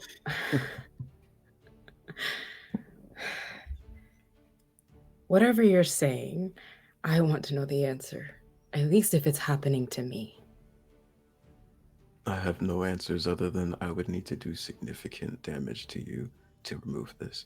You heal so quickly, I don't have enough time to get whatever this is out. They're looking up at the sky and seeing it's a couple hours probably to dawn. And they like flick their eyes back and forth, and you see like the cat eyes kind of glowing in the dark. They're just, I said, I trust you. I will see how much you will trust me after this, I suppose. He'll grab the scalpel. He'll look at one of the scimitars and really think about it. I might have to use one of them. All right. Are you ready? Yes, let me close my eyes. Yeah. Then I think Ali would then go ahead and try again. Okay, here's how we're gonna do this. Mhm. Alucor, what is your bonus on medicine? +7. +7. Damn. You need... I'm trying to think what would be... I'm going to say you need a 45 in order... Hold on, it's cumulative. You need a 45 in total to make this check. Every time you roll, we're going to add the rolls up. Okay. But for every roll that isn't 45, Navarra has to make a death save.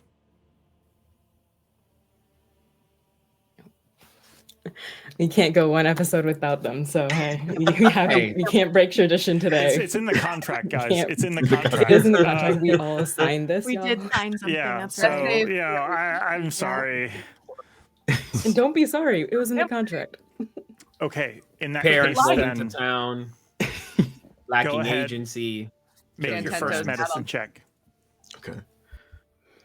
Maz, we're doing this? Okay. Okay, first one is a 25. 25. That's really good. Okay, Nat 20 and you're free. make a death saving throw, Navarra. I'm just gonna roll nat 20. I mean, not nat 20. Sorry, nat 20. That's a 16. Okay, that's a success. Go ahead, roll again, Alacor. Okay. Okay, that's a 15. So we're at 15. That 40 puts total. us at 40. So you should be fine. Make another death saving throw. That's a 15. 15. It's so quiet. I'm so Each- stressed. What's happening Yeah. physically is Alcor is essentially using his flame blade on a dagger and cutting and burning open this wound, which doing this, you know that fire generally, like trolls, for example, don't heal from that. You're using that to like slow the mend and digging inside the pain. Navarra, give me a con saving throw. And also you have advantage at this because you've been drinking. That's still a 9. You guys, depending on where you are, you might hear a scream echo throughout the valley as Navarra feels this intense pain in her abdomen. Give me one more check, Alacor. Okay, gang. Here we go. Now, you really can't fail this from here, but 19 total. 19. Okay, so that is going to be a 59 total. Digging in and using the flame and burns to sort of keep the wound open, you look and you see that there is muscle growth around her intestines. Like, there are abdomens, right? You have flesh, then you have muscles, and then past that you should have guts. Well, around her guts, you see that there are muscles forming. And as those muscles are forming, you sort of dig through, and Navarra gives out this painful scream. Do you want to dig deeper to find the source of this? Yeah. Then I need was one gonna more try. death save from Navarra.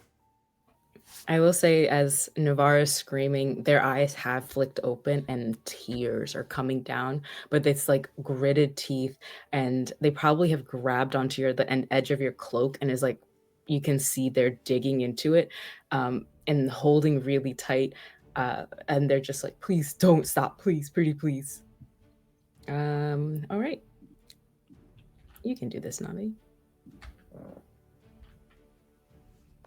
It's a 15. 15. As you dig deeper, Alucor, you see it's only for a moment before you pull your hands out and let the wound close and cast healing magic to help it along. But you see this sort of purple growth, this mass. It's deep in her stomach, and you see it's where you see it, you think that it may even reach the spinal cord.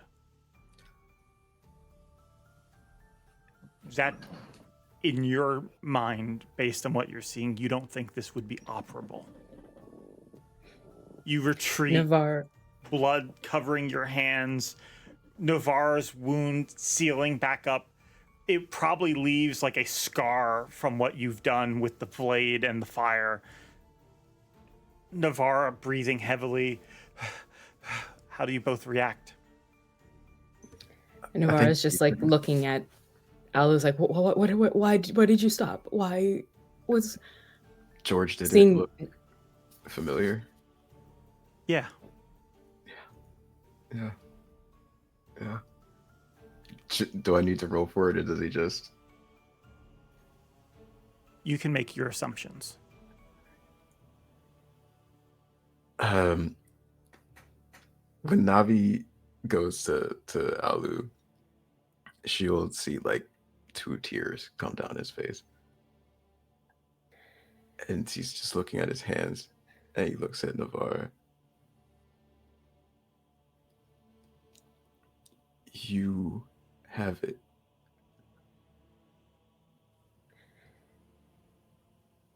It's wrapped around your organs, your spine.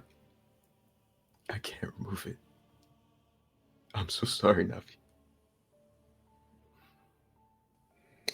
I'm guessing they were on the ground, and when Navi healed up, they're pretty much kind of upright and grabbing onto the leather armor of Alu's. So seeing this under night, if there is moonlight or whatever, and seeing those tears, Navi's breaking down. What do you... Why? I mean, it's only been a couple of days. It's only been a couple of days since the healing happened. What do you mean that you can't do anything? Anything? I'm so sorry, Navi. I don't have any answers. And they're grabbing and like pushing back and forth. This is what it... Stop saying that. What do you mean? No answers. How? What? You burned it before, then burn it again. Burn it. Just, it's fine. Just burn it. No. I would have to kill you. I'm not doing that. And they're just like almost, they're first doing it really hard, but they're slowly softening as they're pushing Alu back and forth with their armor. Just do it then. Just end it then, because I can't be one of them. I can't be one of them. I told you it can't happen this way. And then just slowly crumbling into his shoulder, and I can't. It's been only days, and now I don't know what's inside me. Now you can't just end this. Alu is like, he takes Navi in, and he's just spiraling, rattling off like, what if we could take you to the Druids? Maybe an Archdruid could help. Maybe they knew Redroth knew. They saw it. They saw it. We can find someone better, someone who could do this. I can't do this, Navi. I can't do this. They knew, and Leo knew. Everybody knows more information than us and constantly reveals more and more things that I cannot get answers to, and I'm kept in the fucking dark. What is next? That we go to them and they tell us exactly what we've been told, that hey, there's nothing else? And now they're just like kind of doing soft little punches into Alu's armor, and hiding their tears, possibly full of tears, and clutching at their stomach. And even in like a little bit of cursing and infernal, just softly, like down, gritted teeth. Navarra is nodding, even though they're saying no to seeing other people about this. Yeah, Alu's just he's accepted being a ragdoll. Like as Avi's like hitting him or like shaking him, he's just like not resisting. He's just moving with it. As you both sit with this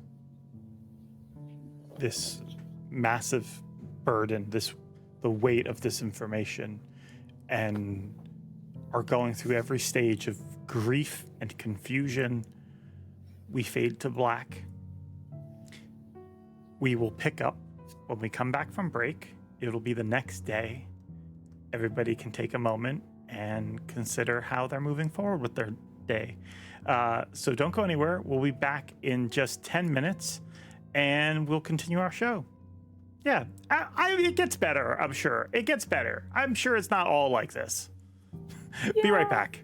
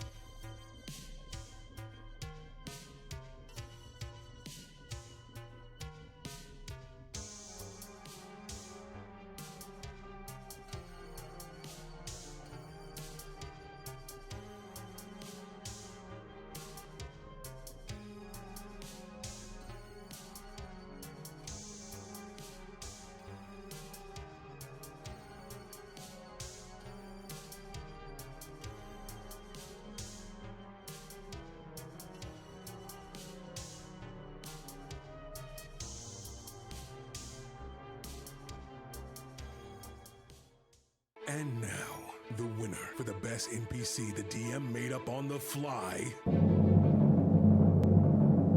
It's doublet. Holy cow, it's me! I won! I can't believe it! It's not easy coming up with names on the fly. Thankfully, if you need map assets, or tokens on the fly, Forgotten Adventures has you covered. See everything they have to offer in their Foundry modules, or at patreon.com/forgottenadventures. A dangerous foe threatens Phandelver. It seeks the forge of spells and unlimited power. A small band of heroes can stop them, but only if luck is on their side. Oh my god. Everything's fine on this show. Everything's great. Tough rolls, gang. Tough rolls. I have anxiety. Consequences! So good. Oh, shit. The miss. Come on, gang. My heart is beating so fast right now. I'm so anxious. I am so anxious right now. Everyone has rolled this poorly since the very beginning. Except for the DM. Except for the DM. I hate you! God damn! Diabolical. I'm sorry. We almost die every time we do combat. I'm so stressed. It's death saving rules. It's every time. Every time. Every time. Every time. One person is down That's at what's least. fun about D&D. What are you talking about? You're such a good DM. I'm so mad. These are the consequences of my actions. That's Fail. 2 nat 1s. George, I want to cast friends! She casts adoption process. Let me have a little free. Oh no, she's hot. Don't do it. Oh, you fucked up. Yeah. I don't know what I'm doing. Fair warning.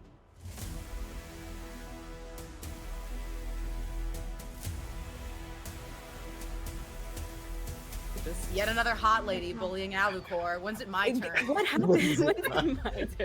When's it my turn? Okay. A dragon's lair should be just up this way. All we have to do is climb up this mountain and be careful. Oh, I'll grant you inspiration, my friend. Wait, no. Oh, that was my bad. This video was made using the Frozen Lair battle map by Forgotten Adventures. You can find it in our FA Battle Maps module for Foundry, where you can create deadly avalanches with just the click of a mouse. Aaron, what did you feel when you used the cards? It's like standing in a river and you're trying to walk upstream. Feel the power of it, letting it carry you or wash you away. All I felt in that moment is that I wasn't strong enough to save everybody.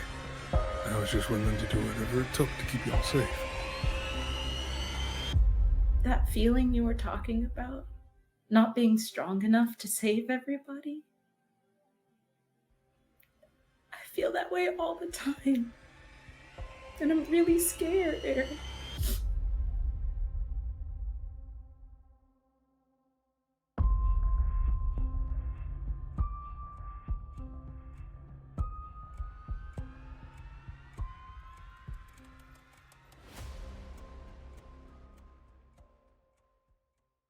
If you need art for your tokens, then Forgotten Adventures has just the thing for you. The new token browser makes searching our library of over 11,000 tokens easier than ever. You can search for the tokens you want by name, then just click and drag to your actor and it's done. You can even set it to randomize color variants if you're feeling fancy. Token Browser is currently in beta, but it and our free library of tokens is available today for all Foundry version 13 users. And the full library of over 11,000 tokens is available to Adventure Tier patron supporters. Check it out today in Foundry or over at patreon.com/Forgotten Adventures.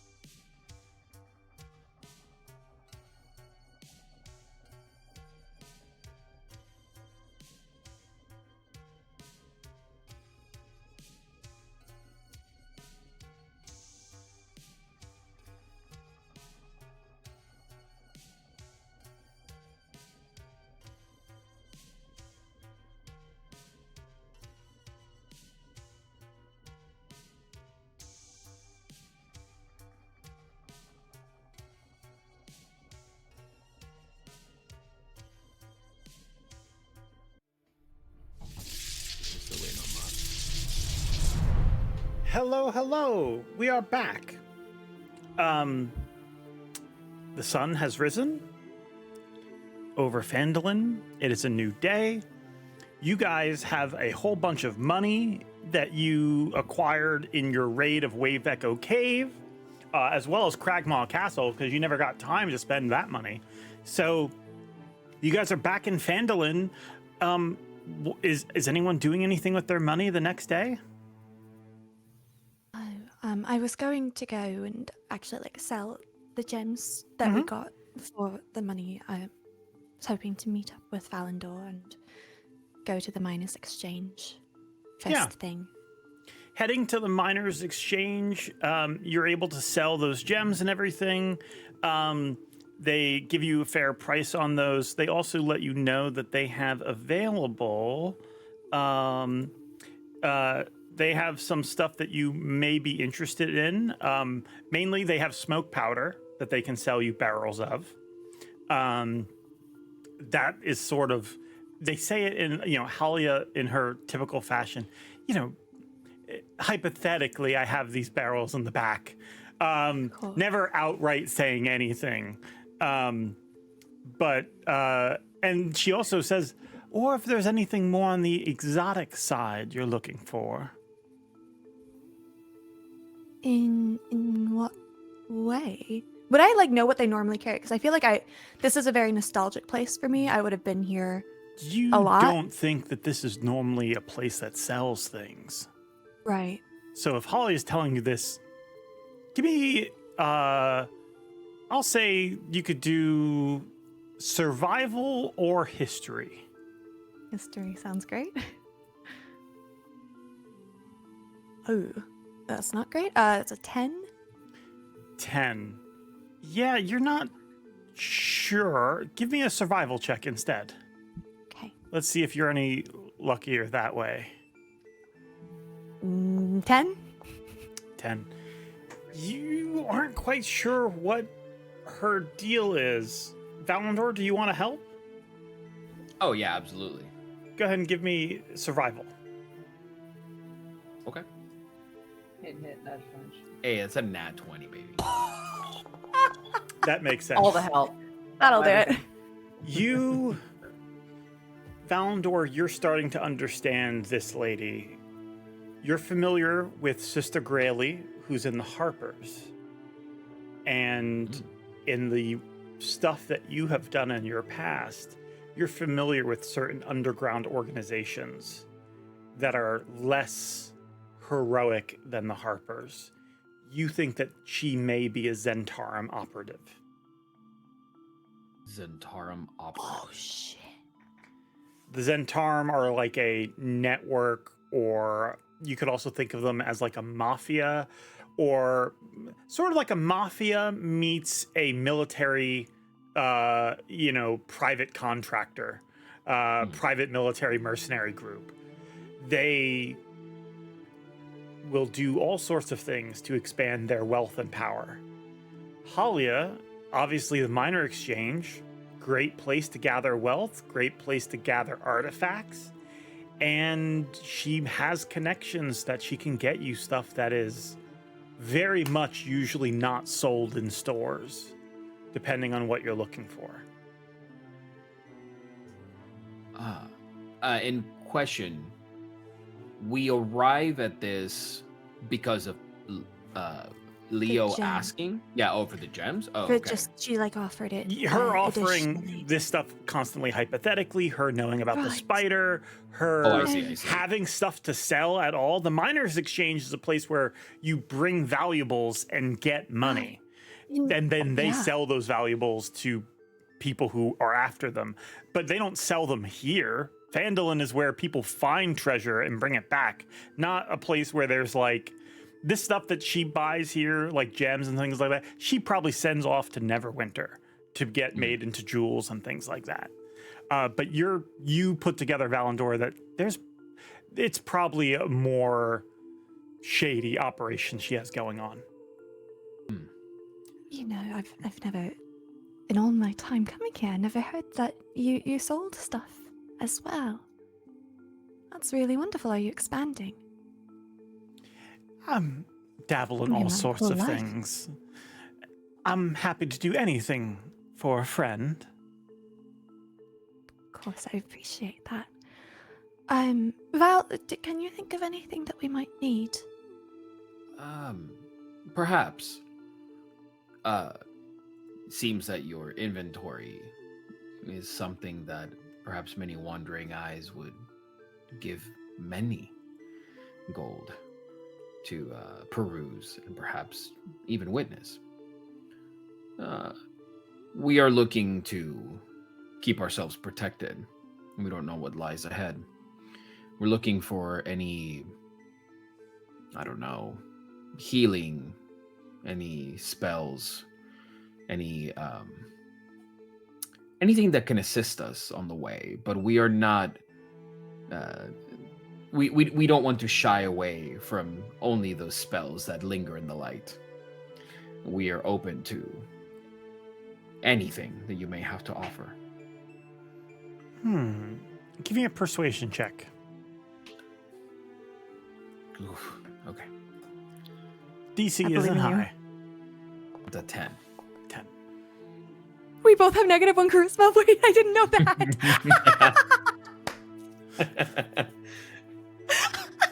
Yeah, my charisma is my lowest one. It's my top stat too.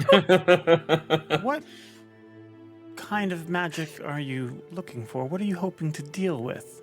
Do you have any problems in your life that maybe are a little bit out of ordinary?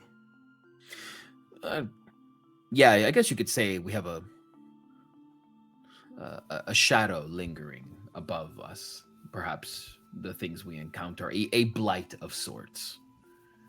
And we're looking to shield away from it. What's the nature of this blight?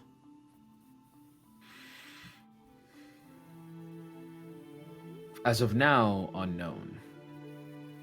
Unknown. I do have one thing. And she goes and she retrieves something from the back. We're not sure exactly what it does, but and she opens it up. It's a box, and inside is a pink crystal. Huh. How did you acquire this item? We had some operatives in Icewind Dale find this. They said it came from space. Do I detect any, like, do I get any arcane energy from it? Give me an Arcana check. And furthermore, does it remind me of 19? Does it remind me of the mind crystal we found in episode 2? Yeah, it looks almost like an unrefined one. And looking at it, you don't sense any magic. If you do like detect magic, you can cast it. We don't need to worry about tracking spells today. You don't see any magic on it, but as you examine it, as you're pondering its origin, you feel almost like there's like a faint glow coming off of it.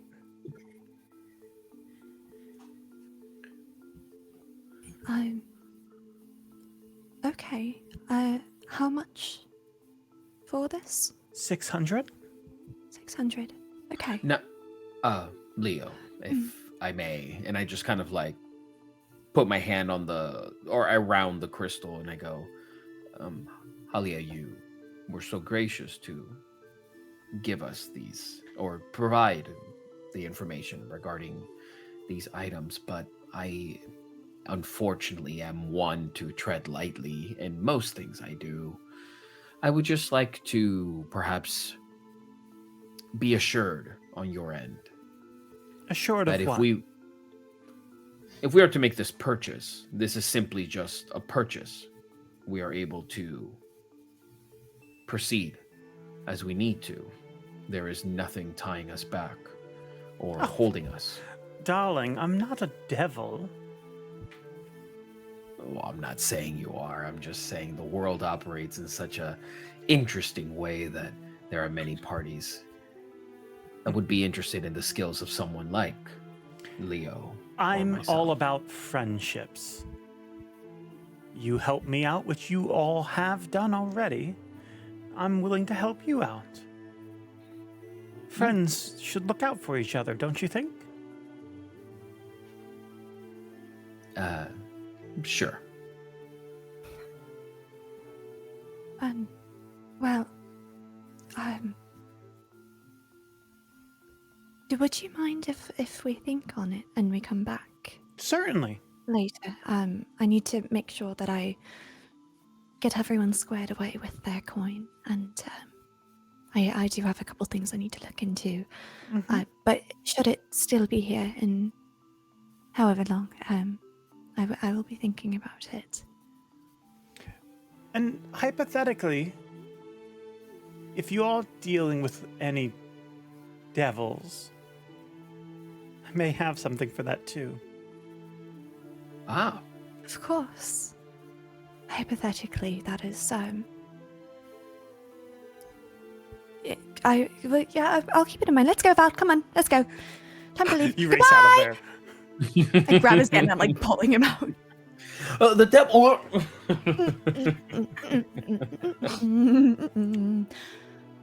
Anywhere else you want to go? Anything else you want to do?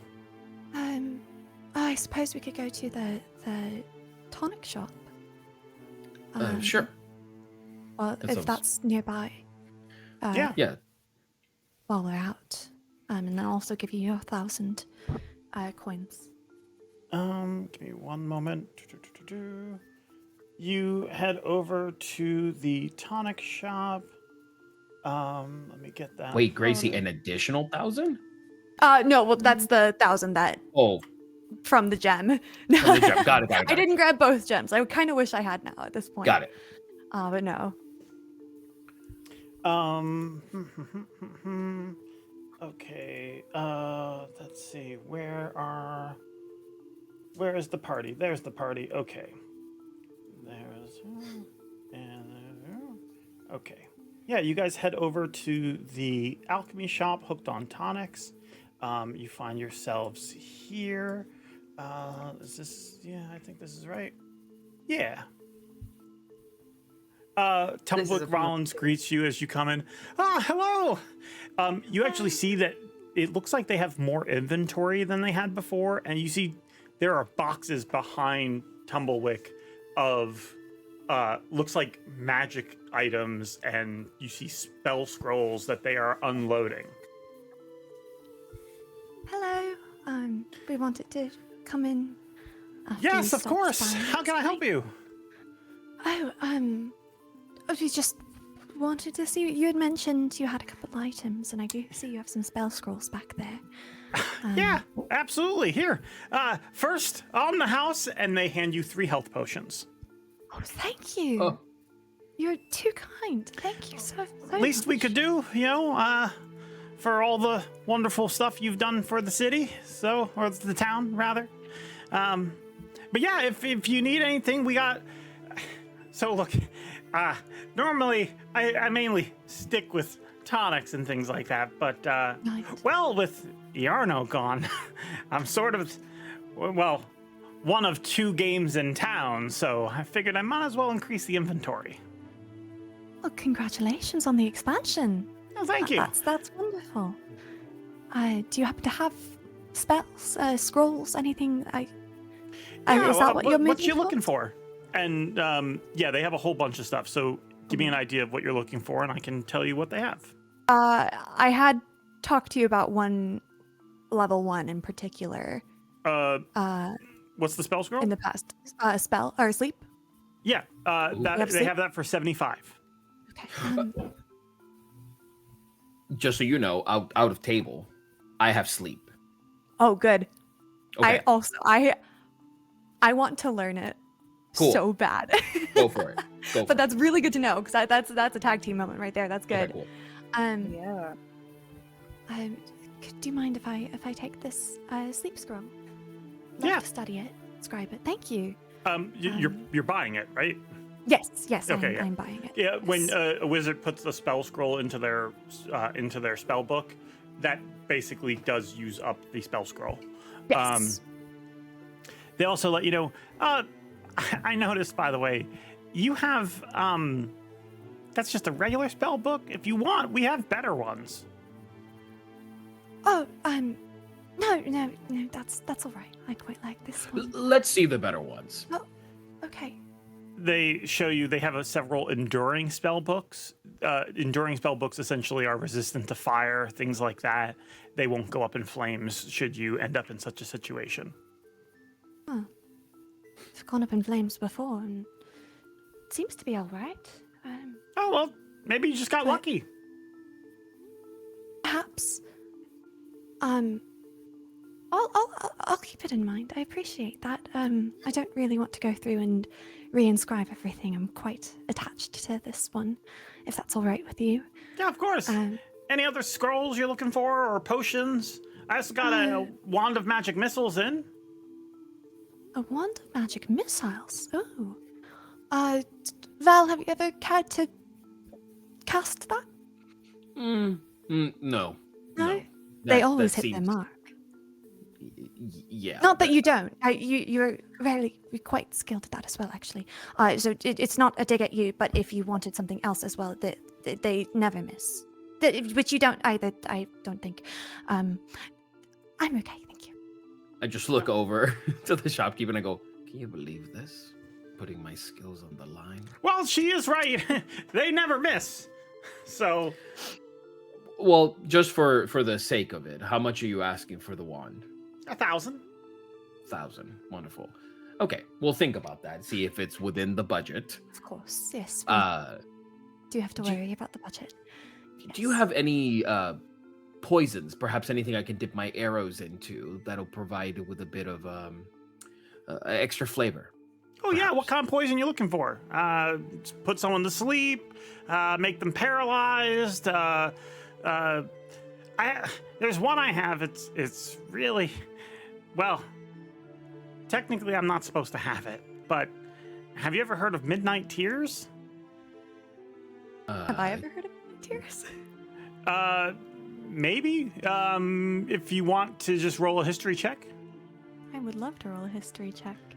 That's a 21. Yeah, Ooh. You've heard of Midnight Tears. It is a poison famously used in many different assassinations.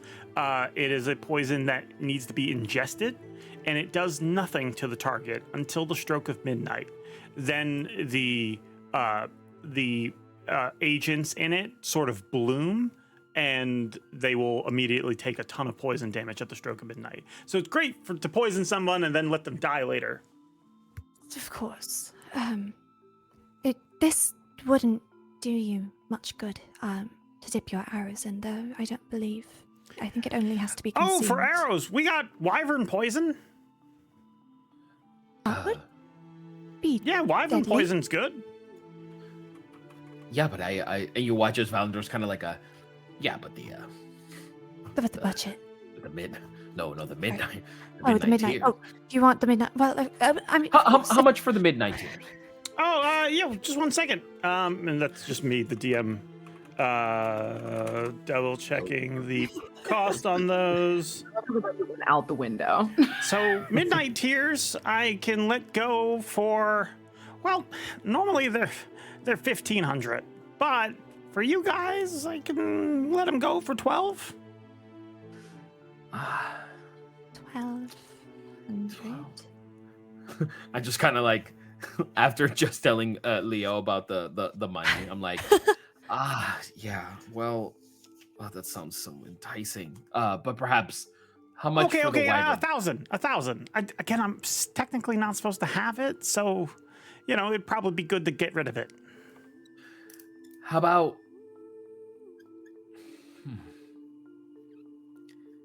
Could you do 800? Make a persuasion check. Can I assist in that? Sure. Oh, with advantage? Yeah. Okay, the first one's a 12, so 11. 11. Well, if I'll tell you what, I can knock it down to 800, but you got to buy something else. I just looked to Leo and I'm like, okay. Okay. Right. Do you happen to have? Do you mind if I look through some of your other spell scrolls? Sure. We got second level here. We got third level here. Yeah. Oh, wonderful. Let me Give pull me up an my spell investigation book. check.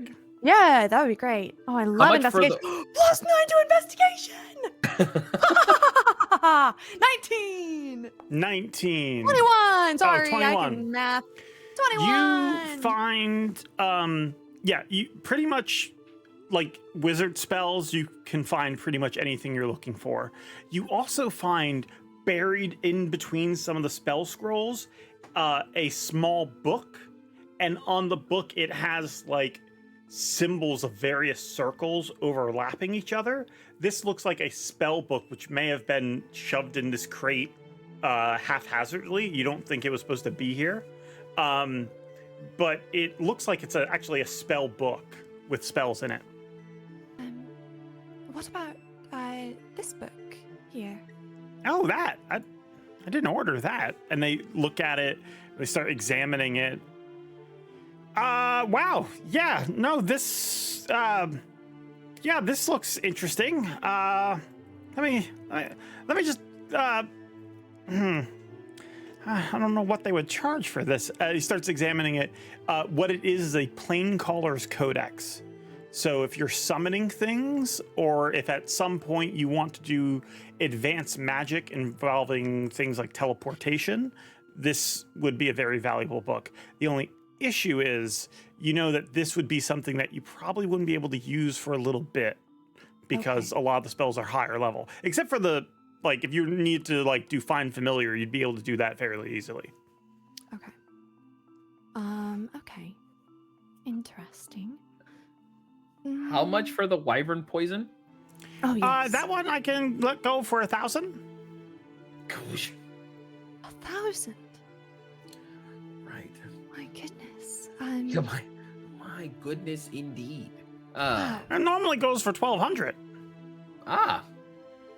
Do you ever do like a buy one get one free on poison deal? Perhaps. Do you have like a reward program? Especially given that one is not even meant to be in your possession, we could make sure it stays discreet and having, you know, we just paid. I'll tell in you full. what, you can get both of them for $8.50 each. Okay.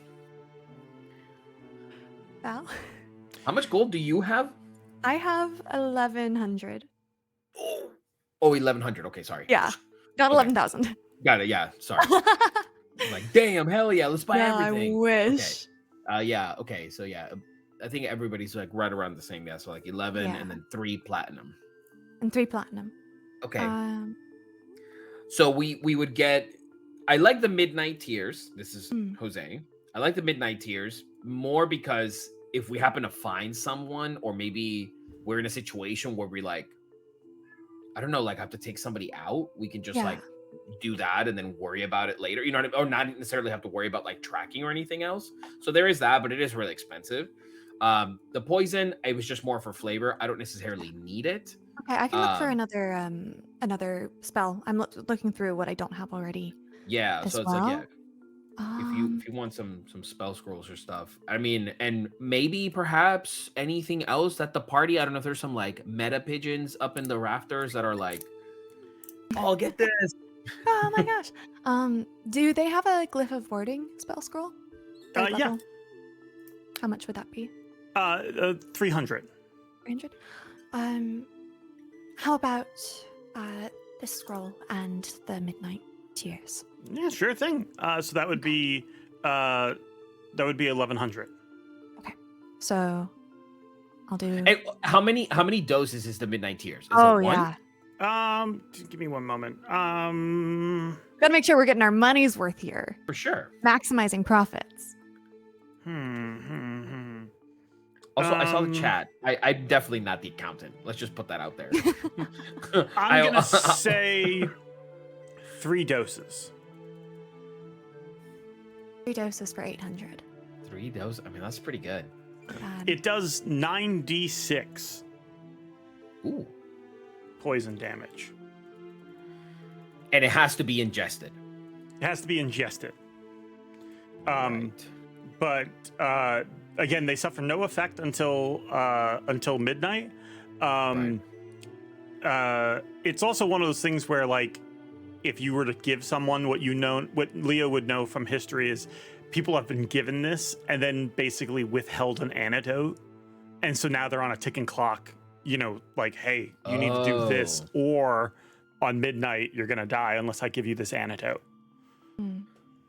Damn. I feel that's so now I'm so like metagaming because now I want to ask if she has the antidote. Antidotes are like 50 gold. They're not. Oh. Yeah. Antidotes are fairly easy to get. Okay. Hear me out. Get your spell scrolls. Okay. Think of midnight tears, and then 3 antidotes. So 3 and 3. 3 and 3. So, wait, I get the antidotes and the spell scroll? No, like I can pay for it. I just mean like get what you want, but I just think it would be wise to get the 3 antidotes and then the one thing. That would bring it up to 1250. You make it 1,000. We got a deal. Make a persuasion check at disadvantage. Ooh, not a disadvantage. But I'm George, already buying come something on. as well. They're already giving you a big discount. You're pushing for more. I know, but we took on the fucking darkness of the Underdark.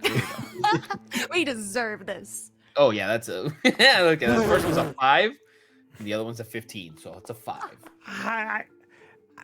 Look, I'd really like to, but I gotta make a profit on these things, you know. I understand. It's quite all right. I'm just our party's accountant, and I need to worry about money. I'll take another 50 off. So let's just call an even 1,200. Leo. Of course, that works. I'll take the 300 gold spell scroll, and I can cover the extra. 3 antidotes and the midnight tears. Yeah. We can figure out the money if you want in a sec. But yeah, cool. I can also pay heavily for the midnight tears since I really wanted that. Of course. All right, wonderful, great. This has been enlightening. Keep the spell book just in case. We do have a tendency of running into some hot situations, and we wouldn't want like glare. So thank you. Yeah, absolutely. As they're packing everything up for you, Leo, can you tell me about a time that you've been in this shop before? Oh, I like to think that even though they do a lot of alchemical and arcane, they probably still have some like fun kiddie drinks and stuff, like sugary, non-magical. Oh, for sure, potions. underneath the counter. And I think that was always a very exciting stop during errands when I was little, or when she was little, to stop and get one of the little sugary potion bottles that they have. Yeah. So as they're ringing up, you look down beneath the counter and you see there's like, but it's just below the counter. It's one of those like impulse buys, like where they put candy in a grocery store. And it's basically different sugary drinks in potion bottles for kids. Which, by the way, horrible idea, because then kids are going to just drink actual potions on accident. But you know, there's no FDA in this world, so we're, you know.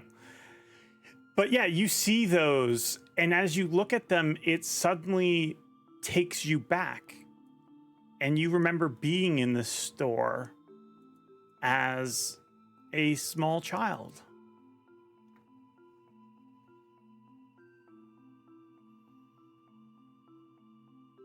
Oh.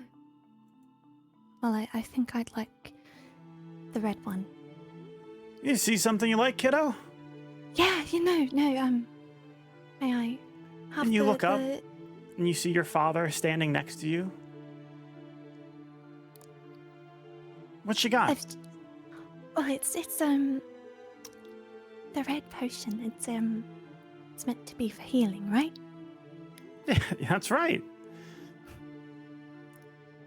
May we get it too? Sure. Yeah. And put it on the counter.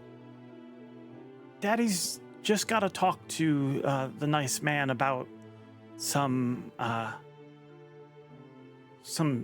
arcane stuff that they got coming in.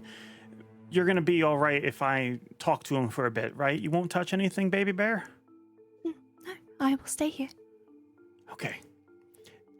You see them approach the counter, and as they do, your father pulls out this pocket watch, and they open it, glance inside, and sort of like reassure themselves, and then step forward, and they start talking to Tumblewick, who... Tumblewick's a gnome. They've been living in this town for a long time. Back in these days, they pretty much only did potions because you had 2 other shops that were selling magic items. But he starts explaining like alchemical ingredients he needs.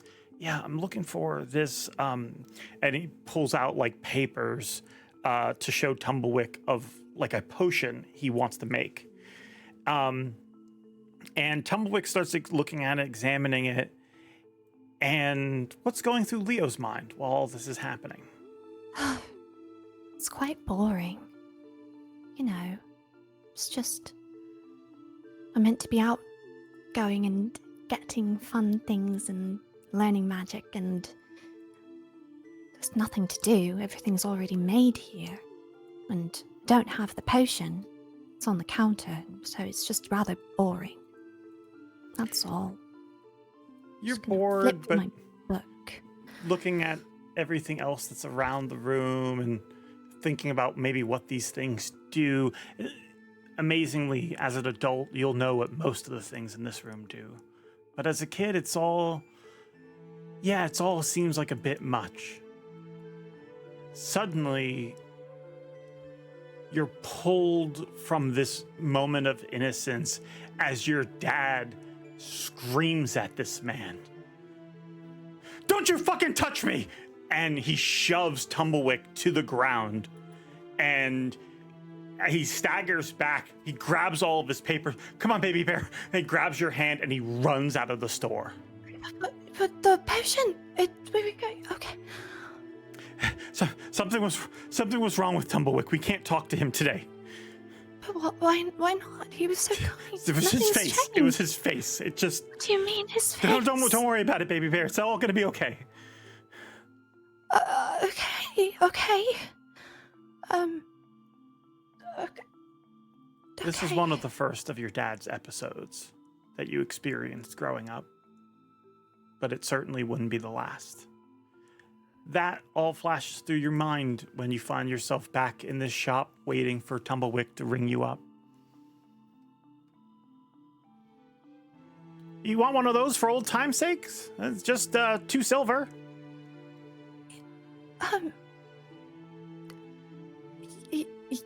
Yes, thank you. Grab one. Val, would you like one? Very sweet. Sure. Yeah. Thank you. Grab one, and then I might as well grab one for Penny as well. So I'm just going to get 3. They have little labels called Baja Flask on them.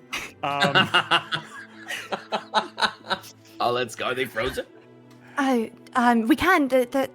You can freeze them on your own, and I can do that. So we can do that when we're out and safe away from all the bottles and the potions and stuff. Thank you so much for bringing this up and letting us have such a great deal. Is that all we need?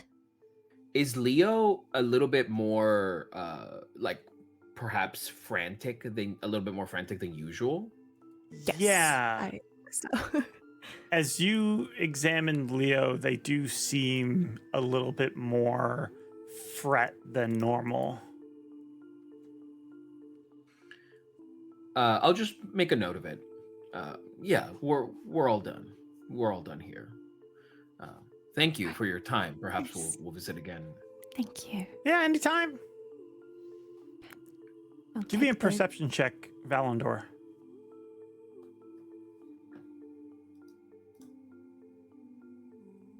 Ooh, nice. 19. You notice as you walk out, you catch it very briefly, but Tumblewick has this look on their eyes like concern or maybe pity for Leo. Okay. You guys head out into the street. Is there anything anyone else would like to do today? You know, just a friendly shopping session. Everything's fine. I want to go get yarn. I want to go get yarn, please. You want to go get yarn? Very good. Yes. Okay. I just gotta keep saying it's a friendly shopping episode, and then it'll become true. Yeah, everything's fine. Penny, you head off to go shopping for various knitting supplies and things like that. As you do, you end up at Fabric Magic. And yeah, any sewing or mending supplies you want, they do have available. The woman behind the counter, by the way, so whoever's typing, we're hearing it really loud. Okay, 1 second. I just need to double check this person's name. Yes, it's Frida is the woman who runs the shop, and she informs you that they have a whole bunch of new stuff in that they just got recently. So you have tons of sewing supplies, but also they have available shift weave, which allows you to basically change your clothing to look like something else. And they also have clothes of mending, should your clothes get damaged at all. Those are just basic things you could get to change your character's style or improve their clothing. I like the shift weave. Do they have any like doll size clothing, like bitty? I'm trying to imagine if kids use this stuff, or maybe I should purchase some of the shift weave so I can make itty bitty clothing. I don't know if they sold it because it seems like kind of almost like a fantasy Michaels. Yeah, they have like stuff that they have stuff that you can make doll clothes, or they have stuff like some doll clothes that have already been made.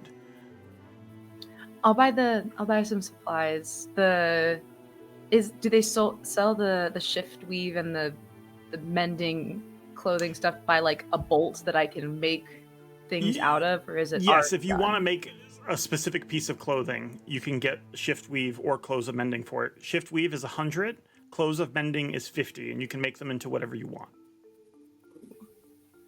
I get both, and then I go back to the button section. I go ham once more. I get like really nice green yarn.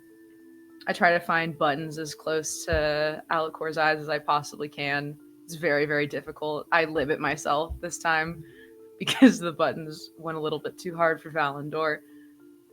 Just two nice big ones. Put them in. I don't know what that would rack up all to.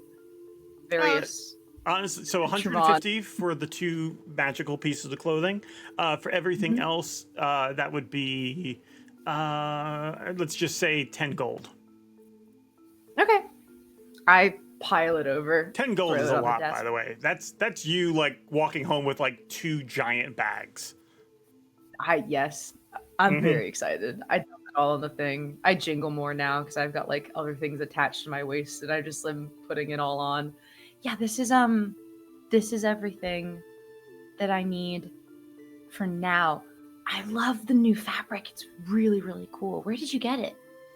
Oh, well, I was talking to Tumblewick Rollins, and he brought up that Iarno's shop is gone. So figured might as well get some more magical merchandise in. I knew a couple of friends from Neverwinter. They were able to send some stuff down. It's so pretty. If you see anything cool, let me know. I've been working on some new projects, and do you have any like really, really teeny tiny buttons? I'm making a really small set of clothes. I probably should talk to the person and see what kind of clothes that they want. I will be back. I'm gonna dump the money on the table, pick up everything. Is there like I'm probably well into the proper of town because she's at a shop. Can I take like a scenic route back to Leo's house where I'm somewhat in the woods and take out the little closet tarot card? Sure. All right. I put everything down by a tree or something. Okay. How does this work? Give me an Arcana check.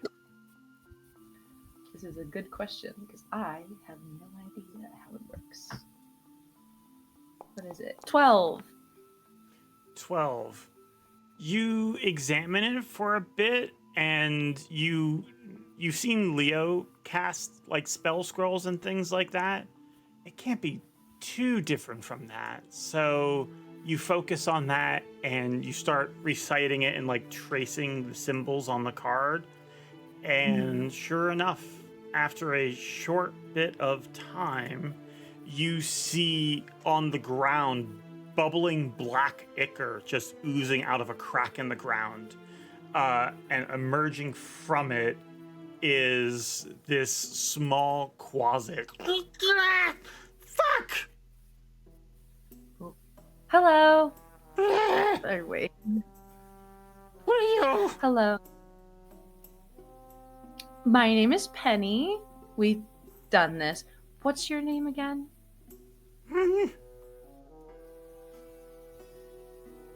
Last guy called me Grizzle. Okay. Do you like being called Grizzle? Doesn't matter to me. We'll come back to this. Can you stand there? And I take out a measuring tape and I'm just like, just really quickly, just very, very still. And I start taking You his start measurements. measuring their body, and they are kind of awkward about it as they like twitch around. And yeah, you measure out what size they are. This is insane, but yes, you measure out what size they are. Lovely. Okay.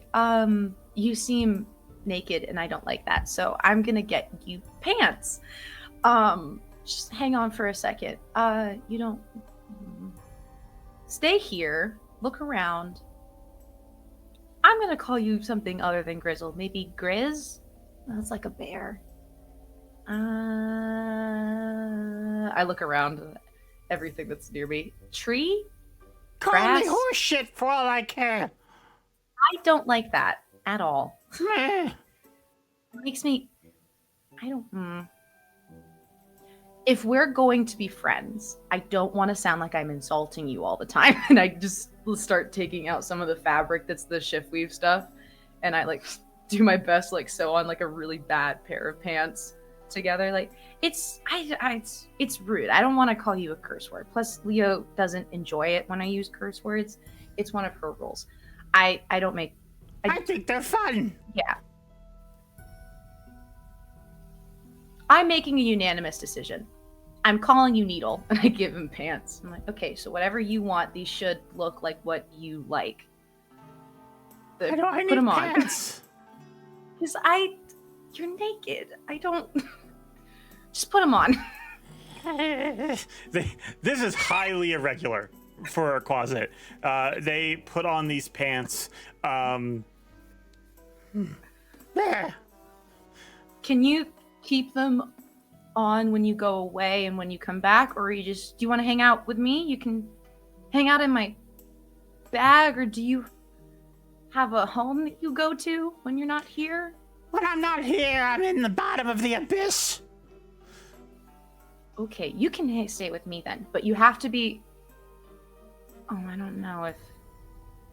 Tried to make friends with the snake and it didn't work out, and I don't think Leo liked it. I don't know if she's gonna allow me pets. I haven't talked about it. Try making friends with a Galabrazoo. Oh, what? Galabrazoo. Big nasty fucker with red claws. Are there any near here? No, in the abyss they're very common though. Saw one rip a friend's head off.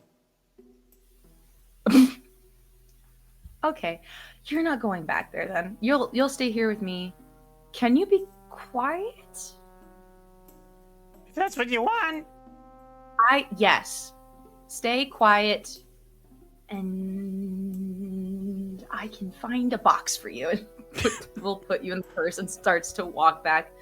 So, I know that you belong to the other guy, or belonged, but I don't really do ownership. So so we're just going to you're be talking about ass staff. ass staff? Ass staff. Actually, Leo might like that. Yeah. Yes, him. He was not very nice. He's still alive. Is that going to be a problem for us? You have the card. So whoever has the card makes you happen, and then you answer to whoever has it. Yeah. Until I die in the abyss. Ooh. A lot of talk about the abyss. All right. That's in hell? Yes? No, it's in the abyss. You keep saying, I don't know what the abyss is. I'm walking back. Big, smelly, bloody pit goes down forever. Okay. I'm gonna ask Leo about this when I've gotten her more comfortable with the idea that you're around. So here's the ground rules. You stay in my bag and you don't talk. Can you? You turn invisible, right? Yeah. Okay, good. I'm worried that there's some weird people in town. There was a bard last night. He was odd. Leo told me not to talk to him, but I'm not very You good want me to stab at him? keep. I'm not saying no. I'm saying not right now. Keep. Oh. Good idea. Okay, so what I'm hoping is that you can kind of walk around town, and if anyone's talking about me or Leo or my friends, then you can tell me. Because Okay. Alucor has this bird that can see, but I don't know if he's sneaky. And you report to me and you don't report to Asta. So we should be good, right? And if you do it, I can give you snacks. Okay. Good deal? I took Yeah. out my hand. Okay, it's too big. Pinky promise. These are sacred to me. You should know that. Nah. I don't know. Give me a pinky promise. I mean, Come on, I'll Needle. break Give me a it pinky later. promise. That's not a very nice thing to say. As long as you don't tell me not to do something, I'm gonna do it. I was going to make you a very nice hat, but now I don't think you've earned a hat. And I took away my pinky. All right, so here's the deal. We get back Just into being town. honest. Okay, I appreciate that. We get into town. You get out of my bag. If you hear anything weird, or if someone wants to stab me or Leo, and Navarre and Alucor and Valandor too, they're all good as well. I don't know who these people are. Okay, well, so Navarre's like a big cat lady. You proceed to explain the identities of all your party members. All right. Valandor doesn't have any facial expressions. He's super easy to spot. So if anyone says anything about them, tell me. But here's something that's really, really important. You cannot let the others know that you're here. Not yet, at least. I still haven't talked to you about them. Meh. Okay? Meh. I'm hearing him like, I need a yes or no. This is important. Yeah, sure. Okay. Good. If you bring me something, I might give you a hat. Only might. Okay. And it's not going to be a very cute one. You're rude. Just get out of my bag. Take him out and, like, just really quickly, just, like, drop him on the ground. Go. They start running. I'm imagining they made their pants look like black leather trousers. Just because they're from the abyss. So they go running around in these and turn invisible. And you just want him let as, a like, nice closet weird. loose in the town. So, cool. He said he wouldn't stab anybody. He asked to talk to me. Everything's fine. Okay. Yes. Walk back in. Leo, how are you? I have all of this new stuff. Did you come with us, or did you come back all the way back to our house? Are you still here?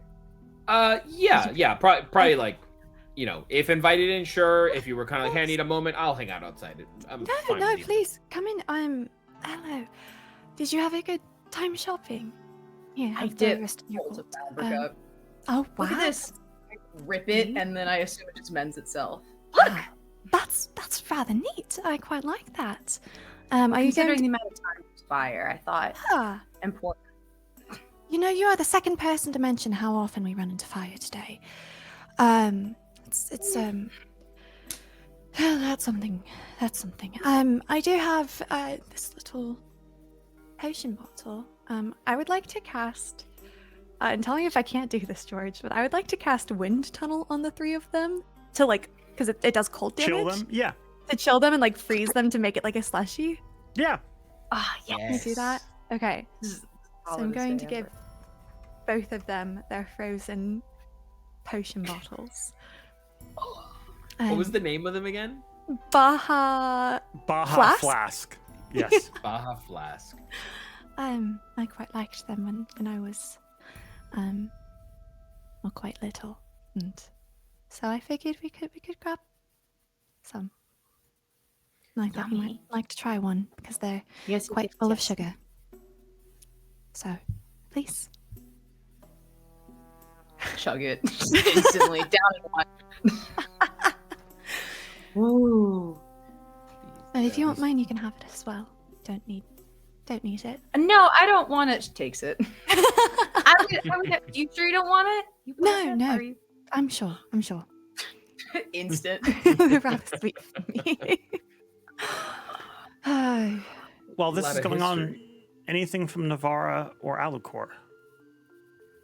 I think Alu, after a conversation with Navarra, has a feeling of loss that they talked about, or being lost rather, but they've had to fight every which way they've gone in this adventure, so he's thinking of just arming themselves for whatever is to come. So we'll head bound to the weapons and armor shop for perhaps some new armor. Sure. You head to Linnaeus then. Let's see. Okay, yeah, you head there. What are you looking for specifically? If I could on the way there, kind of pop by Navi just to check in, hey, I'm gonna go to the armor shop if you want to tag along, but I feel like we're gonna need some things. Let's see. Navarro has probably been sitting very quietly for a long time, and I think if this is since Leo had left possibly early and Penny had gone, they had come out of the basement and sat outside just staring, people watching, but their eyes, everything looks like they've been crying all night. So they just splash some water on their face, and yes, that would do me some good. Okay. I have enough. Honestly, the armor we got in the cave was more than enough for myself, but it is always nice to see more things that I could possibly mess with later. Yeah. Maybe. Okay. But as far as items, maybe if she has half plate or some kind of metal medium armor. Yeah. You guys head there. She greets you as you walk in. Oh yeah, I'm happy to help you with anything you need. Oh yeah. They look at how both of you are. Is everything all right? No, but we're okay. Did you have too much to drink, dear? Yes, the new stuff that was around. I'm not used to it. The Grove doesn't have anything close to that. So. Yeah, you only bring that out on special occasions, but you'll get used to it. I had so much fun dancing last night. I had fun too. You are a wonderful dancer. I swear I was stepping on my own feet the entire time. That's very sweet of you. Yeah, so I did get some new stuff in. I got some various kinds of ammo for your archer friend. And we have some new armors. I got +1s. So she has +1 armor. So it's just enchanted armor. She has +1 shields. She also has adamantine armor. Oh. Sensational. Adamantine armor will basically cancel out a crit. That sure sounds nice. That sounds so good. I think Alu will like kind of peruse the armors, looking at like +1 half plate or breastplate and get an idea of like what the pricing is from Lene. Sure. For let's see. Yeah, I would say you can get half plate or plate for 15. Damn. Okay. Good to know. He'll kind of like nod a little bit out of my range. Maybe a discount if he'll look at Navarra. Have a dance with you at the inn? Navarra's shaking their head like, oh my god. Hey, like right behind Lene, like you're really doing this in front. Give me a persuasion check. Okay, for sure. 19. You. Oh. Well, of course, I had so much fun last time. I could knock 200 off the price, so you'd be looking at 13. Okay. Yeah, 13 for the half plate. That sounds like a deal to me. But yeah, I'll go ahead and do that. Okay. Is a platinum some gold? I can't remember the conversion. A platinum is 10 gold. Oh, that's what it is. Okay. They just never mind. I thought it was a bigger conversion. Oh, you thought it was 100? Yeah, it's just 10. Okay. Navarra will give you the gold you need. How much are you looking for? I think it's just you said 1,200? It would be 13. 13. So just if I'm looking at this right, the 300, yeah. 300. Mm-hmm. Here. Are you sure, Navi? You know what? Let me ask, Lene. How much is that shield that you were talking about? The what was it? The +1? And then they look at Alu like, we'll see. Let me look at this first. Yeah, one moment. That the shield from 700 for a +1 shield. Yes, they'll turn back and they just drop the gold in front of you. Here's the rest for his armor. Okay, yeah. I have one question as he's like handing the gold over to Lene. Have you ever seen something like this? And he'll pull out the Hellfire Scimitar to try to get some information on like what it does or like how it is, considering the source. You're asking what about the Hellfire? Like to try to understand the weapon, like if there's any sort of like nefarious magics about it, if she's ever seen some kind of weapon similar to it in her experience. I could get someone to take a look at it for you if you want. I'm not. I don't usually. Well, all right. Give me one moment. May I? Sure. She takes the blade. You see them walk over, and they pull out like a bag and start digging through it, and they end up pulling out like a sort of like a magnifying glass, and they start examining the item. Oh, where'd you get this? In the cave that we just came from.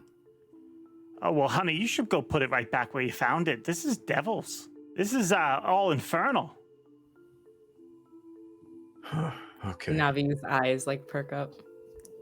Do you know what it does? If it has any effects or curses or anything like that? Well, it's stronger, more durable. It won't break, and it does It will burn foes on touch because it channels through the heats of the hells. It also will, if you kill a person with this, it could send them to the 9 hells. Excuse me? It sends them His eyes directly to the 9 hells. Oh. Gods. He'll like try to gather himself, look at Navi like, what the fuck? You haven't fought a person with this recently, have you? No, I haven't used it, no. Well, that's good. You wouldn't want to be sending someone to hell, darling. That will weigh on your conscience, so I've heard. I can imagine. Yeah. Thank you want? I can get rid of this for you. And now people see Alu's kind of conflicted about it, where it's not that he is excited to use it, but he's just like, I don't think I want to just let it go. Navi's like shaking their head like, no. I'll hold on to it for now, but I appreciate your help. I'll return it, like you mentioned. Okay, well, yeah, just be careful with it. I will, and thank you for the armor as well. The shield, Lene, can I have that, please? Yeah, absolutely. She gives it to you. She only charges you 600. You know, it's fine. To just sweeten the offer, they just offer their current shield to them. It's like, here, it's not that battered, but yeah, you can mark off another 100.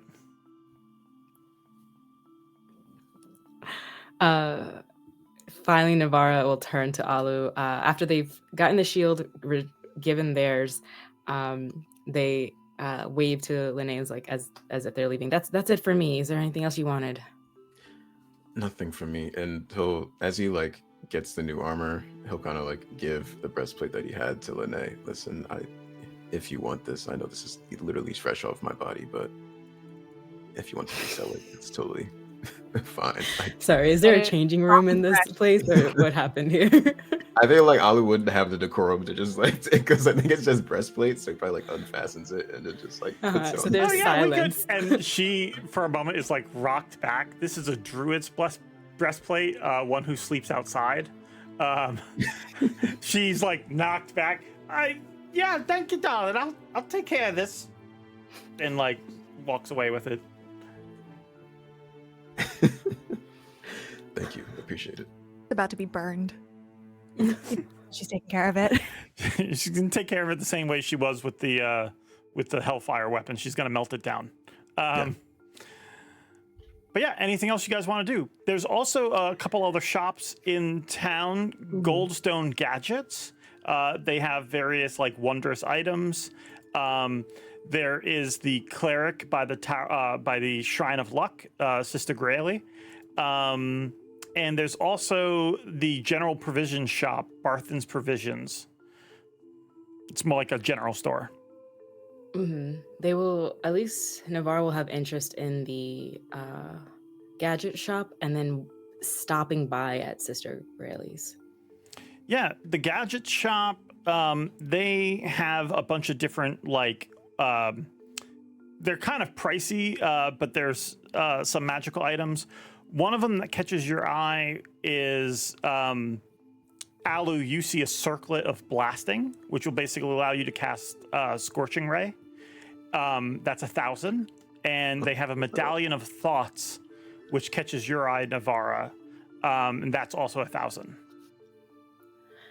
What was that one? A Medallion of Thoughts. What is a Medallion of Thoughts? It allows you to... One moment. You can basically cast Detect Thoughts using it. So you can read minds. So Navarra has this piggy bank with like 1,985 copper, right? Okay. And it's 100 copper to 1 gold, and I can't do the math yet. Give me one moment. How much is this medallion? 19 gold. Really? Yeah. 1,000 copper, nothing. you said? No, 1,900? Yeah. Yeah, that is Yeah, that's 19 gold. She's correct. Okay. They're just they realizing it. They're just okay. That's not enough. How much? How much is this? Oh, this. By the way, the woman who runs the shop. I'm gonna just bring them up. So we have a name. Her name is Nalpina Goldstone. She's a dark-skinned dwarf, and she's got like big poofy braids, or not poofy. Like I guess they're like pigtails almost, but they're like big and poofy, like buns. That's what I was looking for. The word is buns. And oh yeah, we have that is about 1,000. But if you have a fellow you don't trust or someone you're trying to get to know better, it could be very helpful. That is helpful. I only have 500. I don't know if there's something I could do to maybe need help around the shop. Give me a persuasion check.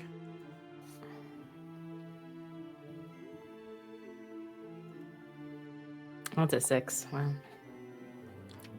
Well, I don't have anything around the shop, but I did have an order go missing last week. If you'd be able to help me find it, I could certainly knock something off the price. All right. How about you hold it for me? Sure. I can do this for you. I have some. If this is requiring, I don't know, some other things. I might need some potions. Let me use that money for that now, and then I'll go get that done for you, and then I can come back. Well, do you want to hear about where the shipment was coming from? Yes, I want to hear all that. I just want to. Is that all right? Yeah, of course. arrangement. And she takes it off the shelf and puts it behind the counter for you. Great. What's been happening? What can I help She with? describes there is essentially a convoy. It usually travels down this certain route to get to Phandalin, and it never made it. Looking along the route, you see some spots that you could probably check, but it might be some trekking. You might be gone for a couple of days. They just look to if Alu has come with. They're like, maybe we could just do this while we're here. I don't know. Ask the others if they want to join. Yeah, I'd be happy to help. Could we perhaps get a knockoff on that circlet over there, pointing to the Scorching Ray circlet? Depending on how much merchandise you come back with, I could certainly make that happen. Cool. Sounds like a plan. I'm sure I'm fine with letting the party know, Nabi, but I trust your judgment. Yes. Well, what is there to know but people who need help, and we're able to help. Well, thank you. I think that's it for me. I'm gonna go head off to the sister real quick, if that is all right. Yeah. Meeting Sister Grayley at the Shrine of Luck, you recall that Valandor had gotten a bunch of potions from them in exchange for some favors. Inquiring them about stuff, though, they do tell you, well, I normally don't sell things, but I can get you stuff from some suppliers I know. And she tells you about the stuff she can get, which is she can get you a Periath of Health that prevents things like diseases and things like that. A Staff of Healing, but that's extremely expensive at 2,500. Or a Scroll of Protection for 1,000. How much is the Periapt of Health? Periapt of Health, 800.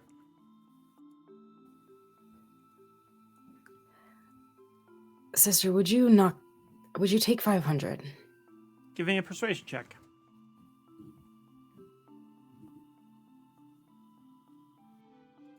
$15. 15.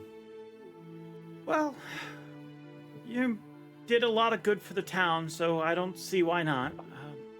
I can do that.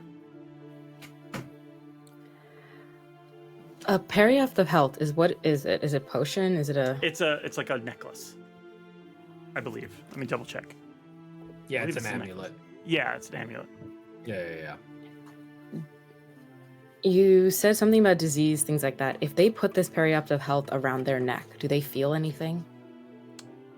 Only one way to find out would be to purchase it. Yeah, they hand over the gold, and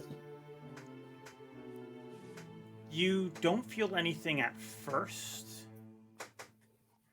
but later on throughout the day, as you're wearing it, you would feel your stomach twist and tighten, and you'd feel this excruciating pain,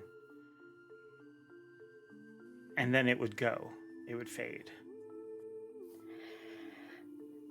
as Navi is walking through the town and feeling that, like sweating, they're not taking off the necklace, they're bearing through that pain.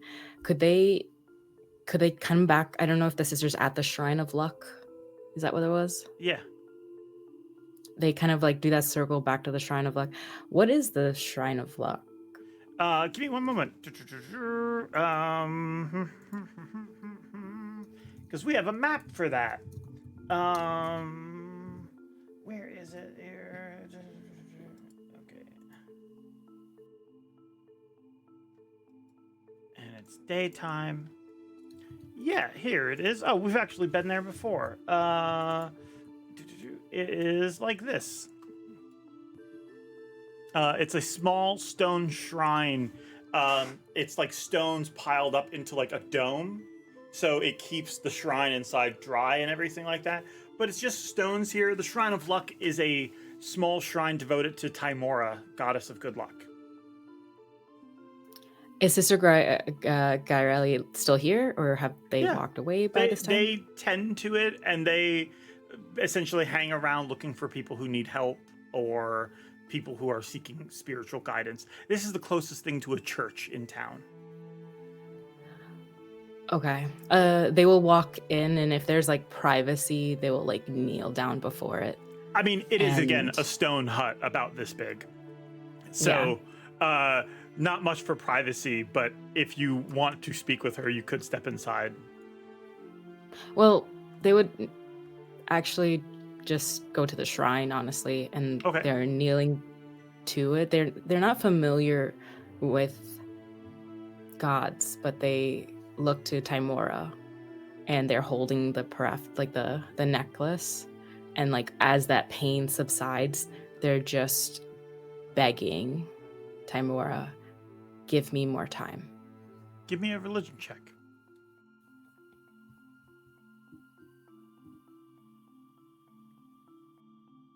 It's a 12. Roll a D. Give me one moment. Roll a D100.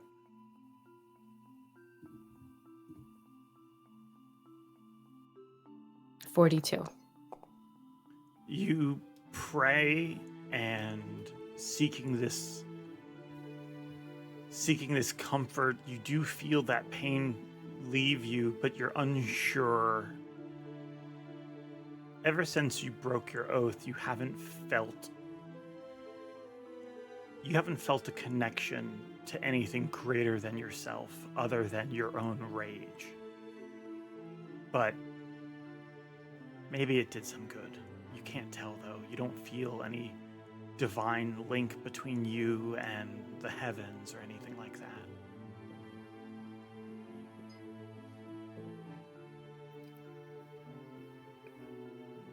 With that, they stand up as if they've heard of faith, and they know that clerics, like possibly Lutheran, has talked to them about that connection, but they have never heard it.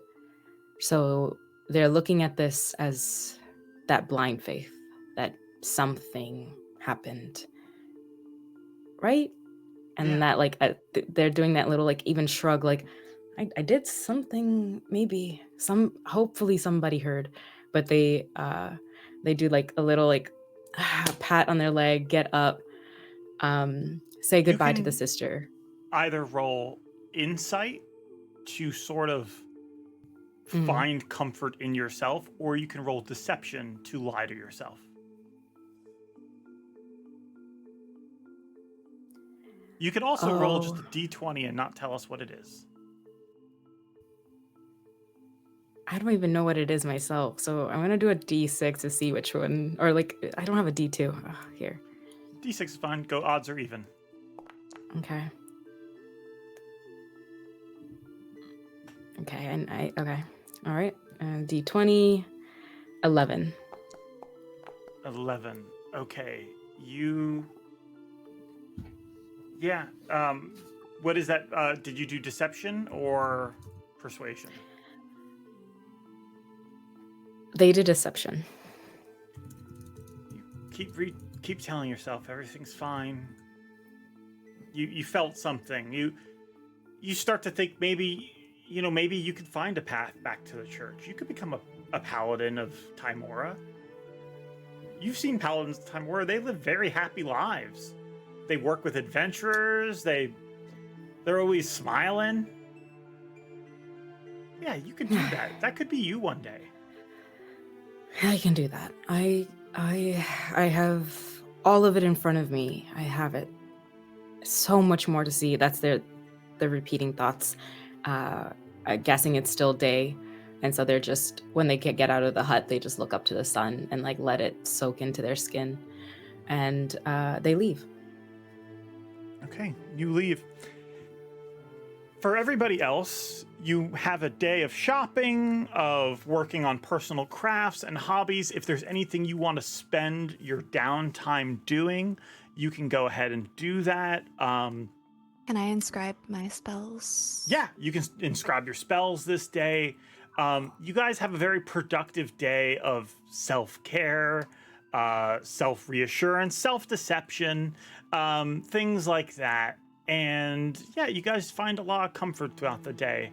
As you do, the day eventually comes to a close. One moment. Here we go. The day eventually comes to a close, and Penny, you are going to sleep. You have knitting supplies all over the place. I'm assuming you're sleeping at some point. Oh yeah. Yeah. At some point, you're going to sleep. There's knitting supplies all over the place. You've had a very fun day. At some point, your new friend Needle would stop by and tell you that they didn't hear anything. They did bring you back a dead rat, because you said if they brought you anything that you'd make them a hat. So that's what they were able to find. What kind of hat do you want? I take the rat and I put it next to the trash. You can make it with his bones. Oh, no. How about, and I have like half of like the body of what was going to be the little owl. I just like finish off the ends of it and then like stretch 2 holes in. I'm like, here's a hat. And then I put on a little beanie over his head. And you can pull it down and there's eye holes in there too, so you can be sneaky. They put it Just on. give him a balaclava. They look like a standing upright dog who you force to wear clothing, as they feel awkward as one might. But maybe you I have could fun make you a doing rat that. one later. Not okay. Oh, watch the nephew especially. He gives me the creeps. The nephew? Not the creeps. I'm Who's not allowed to look at nephew? him in Leo's system. The mayor's? The I don't mayor's know. nephew? Got red hair? That's really all I know. I wasn't allowed to get much look at him. They've never met them, so they're trying to follow along with what you're The saying. mayor has a sash on and clothes that do not fit. And that is his yes. You explain all this to him, and otherwise have a very good day. As you had all this sewing, you got to make this new friend, you got to make them some clothes, and then finally you go to sleep. And as you start to rest, one moment. As you start I to crash out rest, from that sugar high. you start to feel a stirring in your mind. Mm-hmm. You start to feel it's like a dream. You're like in and out of consciousness at the same time, in that state where you're not sure what is and what isn't real. And as you struggle with that, you feel something stirring in you deep in your subconscious. In the synapses of your brain, electrical signals firing, and you feel something coming upon you. It's slow at first. It's quiet. It's rhythmic.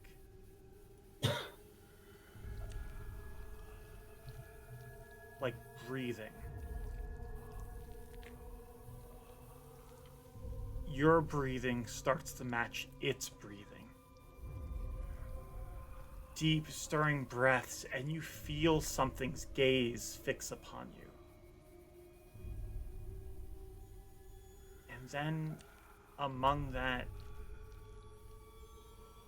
as you struggle with trying to identify this presence that's looming over your mind, you feel a voice come to you.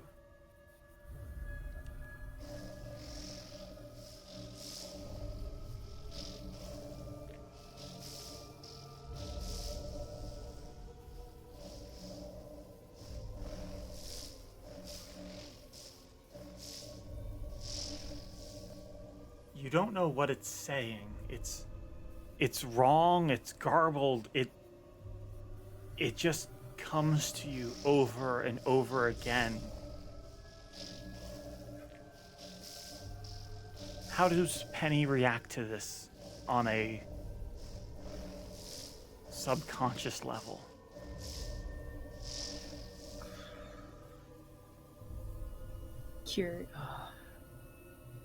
Curious about what it is, but incredibly fearful about all the new things that have happened and what it's going to do. I think it's very much, in the beginning, scared of the noise, but there's no pain. No, She's there's not no pain. just trying really, really hard to figure out what it is and what it's saying. Maybe I can tell Leo about it after. If you want, you can go ahead and give me a spellcasting ability check. So that would be your charisma, to try and reorganize this message that's coming to you, to make sense out of it. Yes, I would. So just your charisma, bro? Yeah. Okay. It's not good. I got like a 7 total. +3. I think you have Fuck a way it, I ult. You want to ult? I want it. I want to know what's going on. I want to know. I want it. I want it now. Okay. I have a lot of pent up energy. Things have been happening. I want to know what the fuck's going on. Yeah, that makes sense. You, so Penny goes ahead and does their ultimate. And as you do, the message unscrambles before you. And it becomes much clearer. Arise and serve and go and seek and steal. Make whole what was once cracked, but soon shall heal. You spring to your bed, rushing to the first scrap of paper you can find, knocking over knitting supplies as you start writing frantically. and you start writing this, and you're writing it over and over and over again. Would you like me to read it back to you? Yes. As you stop and look at your own handwriting, it reads, "Arise and serve, and go and seek and steal. Make whole what was once cracked, but soon shall heal." Steal? Do I feel any need to move? No, you're not sure what this was. You don't feel compulsed. You don't feel... Since you used your ultimate to figure this out, what I will tell you is that you felt like that wasn't meant for you. Steal. That was a message or an order for someone else. Can I like rush to the window? Do I see anything? You rush out to the window and you look out over the town lit by the moon and the stars and the night sky. And you see nothing that stands out. But you know, among all of those mountains and hills, behind all of those trees, and even maybe behind the stars in the sky, there are things waiting patiently. And that is where we will stop for today. When we come back next week, Alucor has a dinner with his parents that they have to have. Wonderful! So, you know, just some nice, wholesome slice of life stuff, you know? Mm-hmm. Great. We have to wait a week for this? George! We're already 30 man. minutes over. I don't care! Wow. Run it again. We're going another 3 hours. So help me God. Oh God. Oh my God. Wow. Oh no. Yes. I will say, Penny. Yeah, again, what could you go used- wrong? You used your ult. For if this, you would like yeah. there to be anything more to that, let me know. And or if you have like questions that you want to see if you can get answered, let me know. I can fill you in on that. Because yeah, you essentially tapped into this thing deeper on an understanding level. Because again, if you had passed the check, if you had rolled a nat 20, that would have given you the answer. That would have given you some extra info. But using your ult, that's above and beyond. So with that, we will have to let me know. Think about it, and you might have better things coming to you for that. That is all for us. Once again, thank you to the wonderful people at Forgotten Adventures for making this possible and helping us make this amazing show. Let's take a step back for a moment to appreciate Leo as a child. Let me get rid of this filter real quick. Baby. There we go. Little Leo and Leo's dad, Xavier.